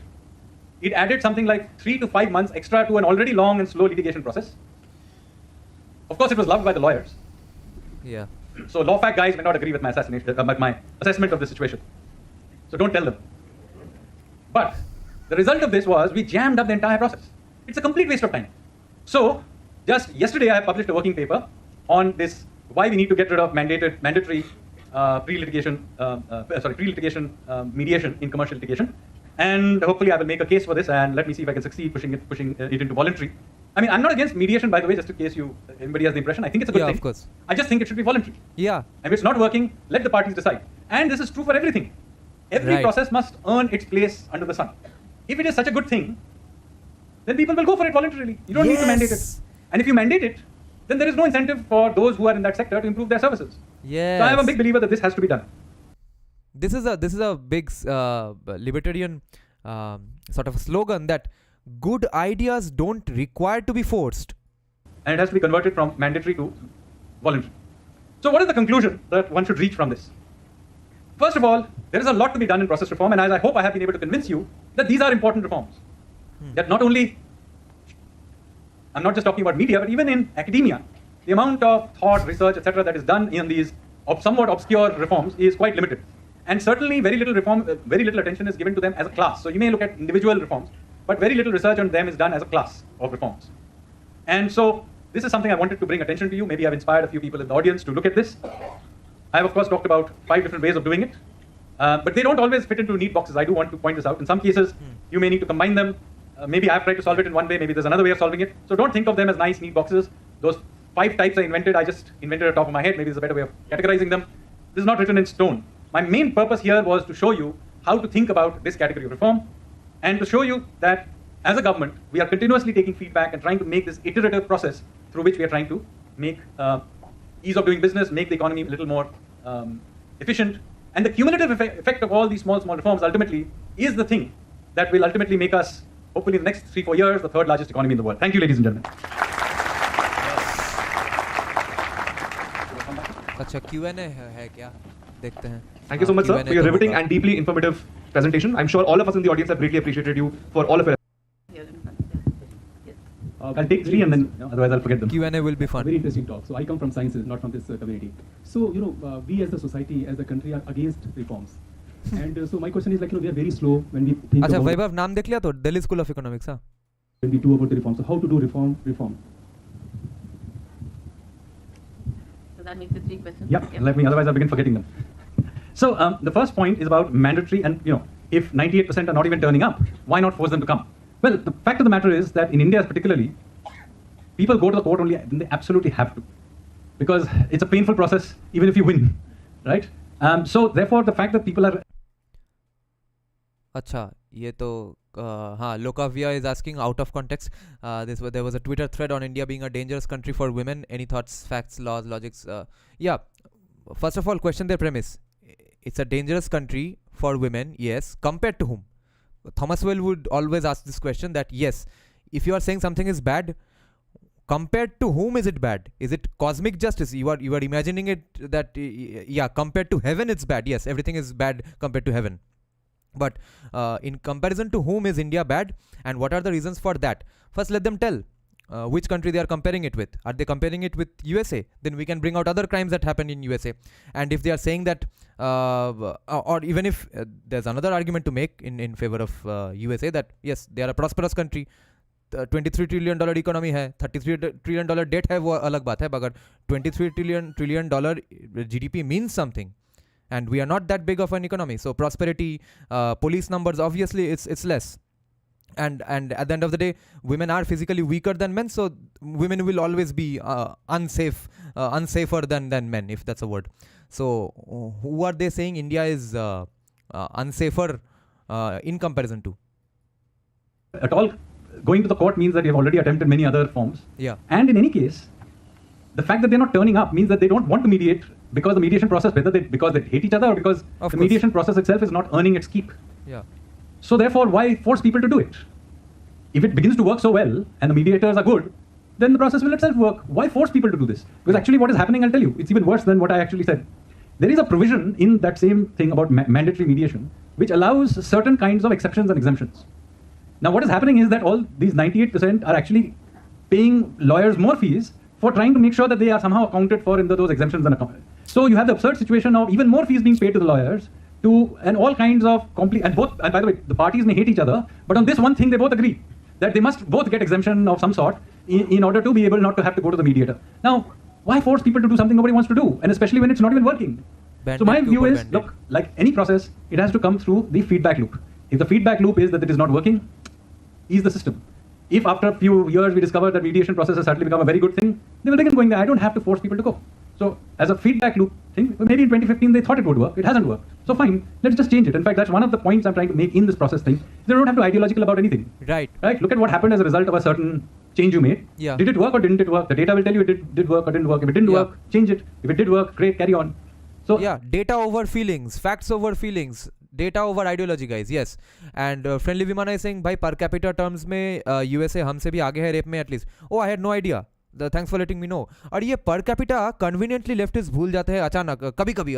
Okay, years ago when I was just a libertarian, not Hindutva guy, I had seen a reply on Quora from someone who claimed to have a PhD from Washington State University. He was saying that India is more unsafe for women than Saudi Arabia because there are more cases of dowry deaths in India than Saudi Arabia. अरे गांडू, वहाँ पे dowry नहीं होता है और उसका population कम है. Just number of dowry cases India में ज़्यादा है सऊदी अरेबिया से, इसलिए India is a more unsafe country for women than Saudi Arabia. अजीब.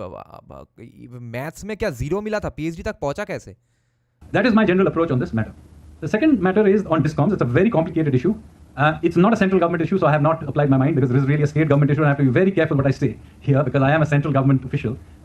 But your secondary sort of embedded question in this, which relates to the next one, is relating to getting this to be done routinely at the state levels. And frankly, some states are better at this than others. So there are states that have begun to do routine these kinds of changes, and states, by the way, which we wouldn't have earlier. So there are states that are generally better. So, you know, the southern states, Gujarat, Maharashtra, these are generally better at doing these kinds of things. But in the last 2 years, my experience is that UP has suddenly begun to do reforms faster than others. So it's not that it couldn't do it. So political leadership matters. The business elite, the bureaucratic elite of a state want to do something, they can do it. I'll give you an example, another one, Odisha, right?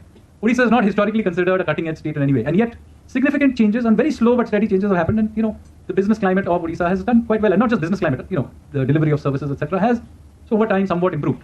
Still lots to do, but it has improved. So there are many states, Assam, another example where things are improving. So point I'm making is it's not that it's not possible, but it does require leadership, and this is why it's very important to remember, while whether it is structural, in structural reform, it's very obvious that some big person in that system has to push it.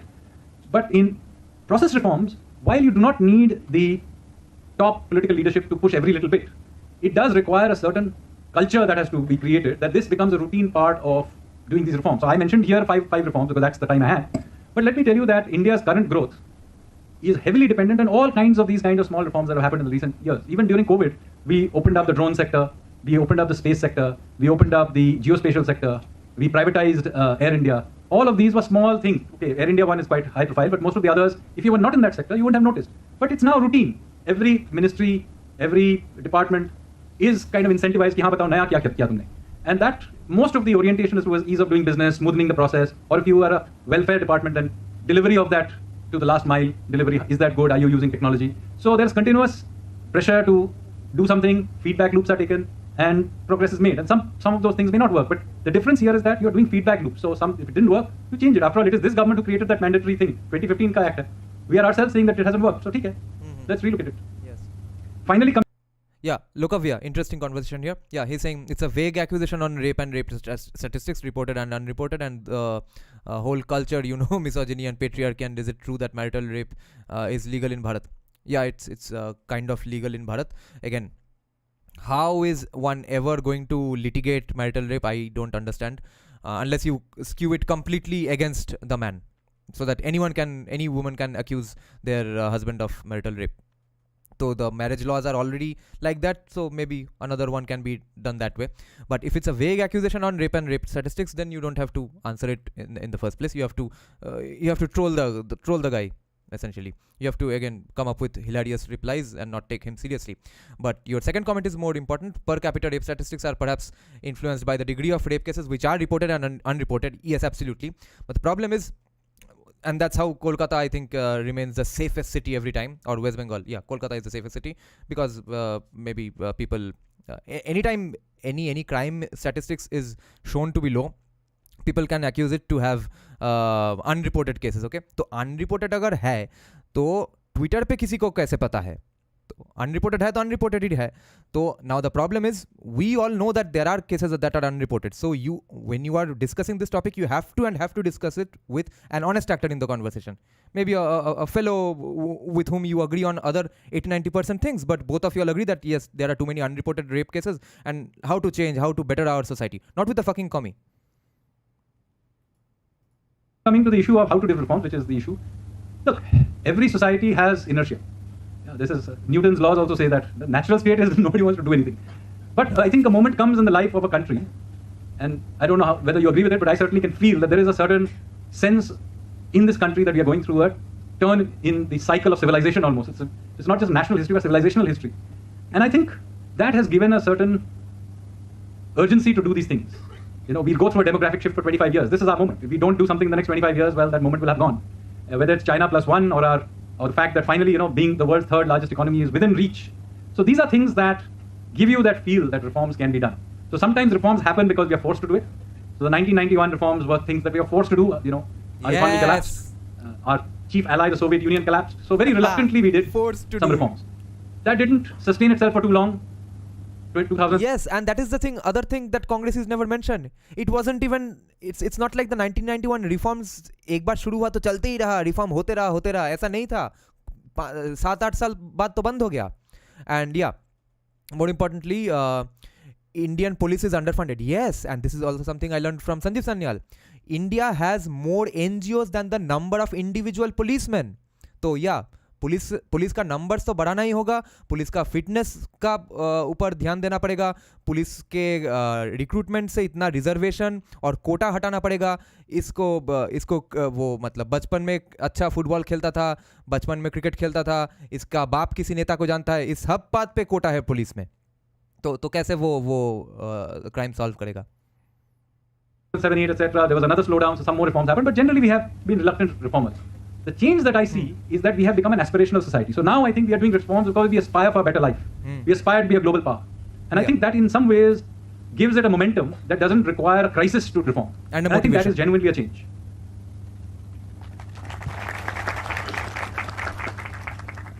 Can we take another round of questions? We'll do 3 more. Okay. So we can take 3 more questions on the right side. Stand up. question in nature. I'd like to know your thoughts on this. In the third type, you mentioned that it is necessary to increase the state capacity as well. I mean, economists do agree that there's a severe need to increase state capacity and capabilities in terms of manpower, efficacy, skills, etc. And in fact, Dr. Ram Singh had also written an article recently on that. And on the other hand, we see that there's a need to bolster the technological infrastructure as well. And the government is obviously very positive about it. But we see that there's some, the harmony is not there between the two needs. So how do you think can we synchronize the two? Technology and manpower. Yeah, okay. We need skilled human resource, and on the other hand, we also need a better technological infrastructure in the country. So how do you think we will be able to synchronize the solutions to these two needs, the need for human resource and the need to bolster the tech infrastructure? Okay, we have one question here, left hand side. Yeah. Hello, sir. I'm Amit. I'm faculty over here in Delhi DU College. So my question is, I have been reading your articles about the process reform, and I appreciate that always. But I have been wondering why we are not able to, generate capacity in the courts infrastructure as well as the, human capital, when there are a lot of the assets are trapped, and because of that we are, the productivity are becoming low and low, especially in few states. Thank you, sir. और फालतू में पैसा खर्च होते रहता है. We have a student here. Okay. Good afternoon, panel. You'll have to be louder. Okay, am I audible? Yeah. I'm from first year student in the Department of Economics, and my question is, can you provide insights into the anticipated fiscal implication and funding mechanism associated with the process reform policies? So that's 3 questions, and all other students, I would encourage you to interact with them over tea in the lawns after this session.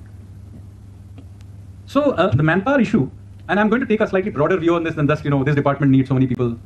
That's just not the really tough part of this manpower technology issue. You see, we are going through massive changes in technology. There's going to be, you're all users of all kinds of new evolving technology, but artificial intelligence, ChatGPT, Genesis, whatever the new stuff is coming, and whatever you use to submit your theses to him. I know you do it. So the point is that this kind of rapid change, and AI gets all the press, but in fact there are changes happening at many little things all over the place. And that is happening at a pace at which, frankly, it is not possible to conceive of the traditional way of doing manpowering. And this is even true of private sector also. How do I know who to hire when I don't even know what he or she will be doing in the future? What will be the technologies of this? And this is one of the areas where actually, this is also, by the way, feeds through to academia. This is going to be a serious issue. Because if you have rapidly evolving technologies, rapidly evolving requirements, Ankit Shah's predictions. The only way to keep up with this is rapid upskilling happening continuously. Right. Now, unfortunately, the way we hire into, whether it's the government hiring or even the way we do education, is basically it's very front-loaded. Right. So basically, the education of the system is that in the beginning of your life, for 25 years you spend, and 25 years if you happen to be. What? We are now hearing an exact Ankit Shah point here. Ankit Shah is saying that वो एक चीज में पास करके 40 साल का नौकरी करोगे वो नहीं चलेगा, उसका दिन खत्म, अब पूरा जिंदगी upskill जो कोर्स मिले करते रहो. अच्छा, friendly Vimana is saying one more important process reform would be that today if a person completes school from a non-science background and now wants to attempt any NWT JE, he just can't, since he must complete +2 with science. Even if he wants to redo his +2, that is not possible today. अच्छा, तो ये तो since I'm not from science background, I don't know if it's good or bad. It seems to me a bad thing then. Why shouldn't someone be able to give NET and NWT and what was the other one? JE. Yeah. Also, didn't Sanjeev Sanyal once say that English language was an unintended boon for Indians? Yeah, it is. We know it is today. Because we are the only one giving the West the run for money in the narrative war because we know English. But it was an unintended boon. Generally, is the Indian constitution gender neutral or pro-woman or anti-woman or pro-man or anti-man? The US constitution is pro-woman and anti-men, which is why men aren't legally getting... Yeah, the marriage laws are anti-men in all developed countries and India. But again, someone could argue that since abortion is now overturned in India, so I mean USA, so then that one is anti-women. It's not really pro-man necessarily, but I'm against abortion. But yeah, so different laws are pro-women and different laws are pro-men maybe. But as for marriage, it's definitely anti-men. Doing higher education into master's level at least. For 25 years you get educated, then for the next 35 odd years, 40 years you're supposed to work, right? The net result of this current system is that the senior most person in the system is the most outdated. He or she is the person taking the most outdated person in the system is taking all the decisions. Now this is a rather serious issue. हाँ भाई, ये तो actually हमारे मतलब music industry में भी यही हाल है कि डायरेक्टर प्रोड्यूसर का एज है 50-60. They are asking me to make music that they have heard in their college days. 90% of my main commercial projects, उसमें अरेंजमेंट का रेफरेंस ट्रैक क्या आता है जो उसने मदद सुना था 2005-6 साल में, वो जब कॉलेज में था तब विशालन शेखर और सलीम सुलेमान ने जो सब अरेंजमेंट किया था, उस स्टाइल का अरेंजमेंट मुझसे आज मांगता है और मैं सुन रहा हूँ KGF, हैंस जिमर, ये सब. So we need to recalibrate the way we do skilling, education, etc. And we have to break it away from this idea that you do some education in the beginning, or you do one UPSC exam in the beginning, we hire you in, and then from there on, for all eternity till you retire, you carry on. So this, even if it worked in the beginning, and I don't think it did, but even if it worked in the past, it certainly does not work into the future. So we really need to begin to break this whole thing up. And this has to happen at a time when, by the way, longevity is also going up. We are, by the way, routine. Most people in this room will basically live till 80. And you will be reasonably fit to go to office every day till at least 70. This is also happening at a time when no pension system in the world will be able to take that demographic hit. When the students in this room, I will probably survive it because I'll retire earlier, but the students in the room, I'm telling you, when you retire, the old pension scheme will not work. Most urban folk will die by 45. There just won't be enough taxpayers to pay your pensions. So be prepared to work till 70, but by the way, you will be fit enough to do so. So this is the world we are living in. You work till 70, and all along the way, you run real risk of being technology making you updated. So we need to recalibrate the entire skilling system such that we actually have to reskill along the way, and even rehire along the way. Now this requires a complete rethinking of the way we do things today. So I'm not saying that this will happen very quickly. Complete revamp. But as a society, we need to begin to think about this. And the more fluid a society is to be able to take this change, the more successful it will be. Yeah. Let me give you an example of what other societies are already facing.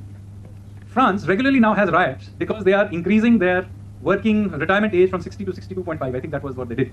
Now let me tell you, if they don't do it, even if they did it, their fiscal is bust.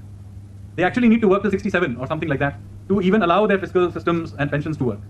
But even getting it to 62.5 is not going to work. And so they are really in this bizarre situation, being stuck with a pension system that is bust and a system that does not allow continuous hire, it doesn't allow hire and fire, and it does not have a system of upskilling. So as a result of which, just this HR problem alone is enough to condemn Europe to decline. Right. But we shouldn't face this. Now, in the beginning, it won't face it because most people are young, so they're going along with the technology and so on. But let me tell you, even by 2030 onwards, we will be old enough that this problem will begin to bite, especially if technology is accelerating. Yeah. So we need to create not just rules, regulations, and processes, but even a culture where we are continuously upskilling. There's a continuous system of bringing in new talent, but also weeding out those who are unable to keep up with it. If you want to keep the system healthy, we have to have a fairly creative, destruction view of this whole thing. And and also, by the way, a safety nets for those who will not be able to keep up with it. There will be a part of the population who will not be able to keep up with it. Right. So what do we do with them? But this requires a complete rethink, and that's something that somebody here can maybe do a good research paper on it. Safety nets. Number two, capacities and courts. Well, this is my favorite bugbear, which is that look, we can't. Since now going to court capacity, Sanjeev Sanyal has been talking about it since the day I started listening to him, that courts are understaffed, courts are too slow, court reform, judicial reform करना है. कोई सुनता ही नहीं उसका बात. Okay, Friendly Vimana is saying, have you seen his speeches on the topic of possibility of doing courses like BCom etc. online, thereby pushing reservation system into it? Whose speech? Ankit Shah's or Sanjeev Sanyal's? But anyway, I haven't watched such a speech. Be expecting to grow into the future at a sustained pace if our courts have 50 million cases stuck in it, and it requires a decade to enforce simple contracts. It cannot work like this. So we need our court system to work, and this requires many things. We need to first of all move away from medieval processes that are there in our court system. I mean, the very fact that we call our judges milords tell you how medieval it is. And those who know a little bit about legal systems will know, when you actually put a petition to the legal system, it's actually called technically a prayer. Now this is crazy in the 21st century. So we need to drag our legal system from the 18th century to the 21st century. And this requires not just the government, but also the judiciary itself to appreciate the seriousness of this issue. And milord is not even the actual word. Do you know that milord is actually a distortion of my lords? Because in some parts of England, they pronounce it in such a way that my lord ends up sounding like milord. वो my बोलते बोलते me बोल देता है.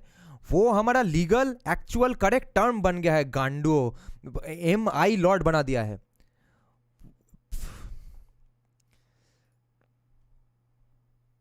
I mean, we cannot have 6 weeks summer vacations and 2 weeks winter vacations for our judicial system. So we've got to get on with it. big topic for you to write a research paper on, with clear things that we need to change. And as a society, it is not about government and not government. As a society, as a country, we need to really begin to start a public debate on what needs to be done about the judiciary. It is now, in my view, the single biggest constraint to economic development. Do you understand what he is trying to say? Start a public debate on judicial reforms. मतलब अच्छा तुम लोग debate करो, गाली दो, हम और हमसे ना हो पा रहा है. अच्छा एड्रियन मटन कौन है अब? देखना पड़ेगा. लाइव में ही एक दिन देख लेंगे शायद. Third, process reform and fiscal. Well, it's very difficult to generalize because obviously process reform by definition are about the small, very curated changes we need to make. So some require some money, some actually pay back money. Patents actually makes money. Some of them don't need any money at all. It just means the process has to change. So I will not be able to generalize. I'm sorry. Depends on the specific change that has to be made. Well, I hope I've answered the 3 questions. Back to you, Ram. Okay. Sanjeev, Sanyal, respected Professor Amidua, Professor Ram Singh, distinguished guests in the audience. This was a great live stream. We discussed and learned lots of many new things. अरे मेरा थोबड़ा कहाँ गया? 1 minute रुको, इसको क्या करना होगा? हाँ, okay. The milord is contribution of Scots and Irish. Yeah, legal term. Yeah, मतलब you have to address them as milords. Milord. भाई बस 29 minutes का talk है. अच्छा एक दिन देख लेंगे फिर. Okay then, thanks a lot for joining after so many days. By the way, will you read the papers I shared on Cast? One of them is quite interesting. Yeah, one of them I have luckily downloaded on my computer. The other one I'll have to find from my community tab. Yes, that's what I'm going to do the next day. Today only I was supposed to do that, but I couldn't because I could not prepare for them at all.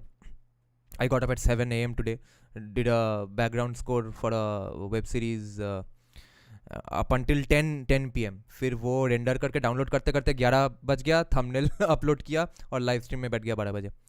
पूरा दिन आज ऐसे चला गया. Okay, thanks friendly Vimana. I'll check it out first, and if it's that juicy we will discuss it on live stream as well. Next আমার তো ইচ্ছা কালকেই, তো দেখা যাক অন্য কি দাঁড়ায়. Thanks for joining guys. Good night.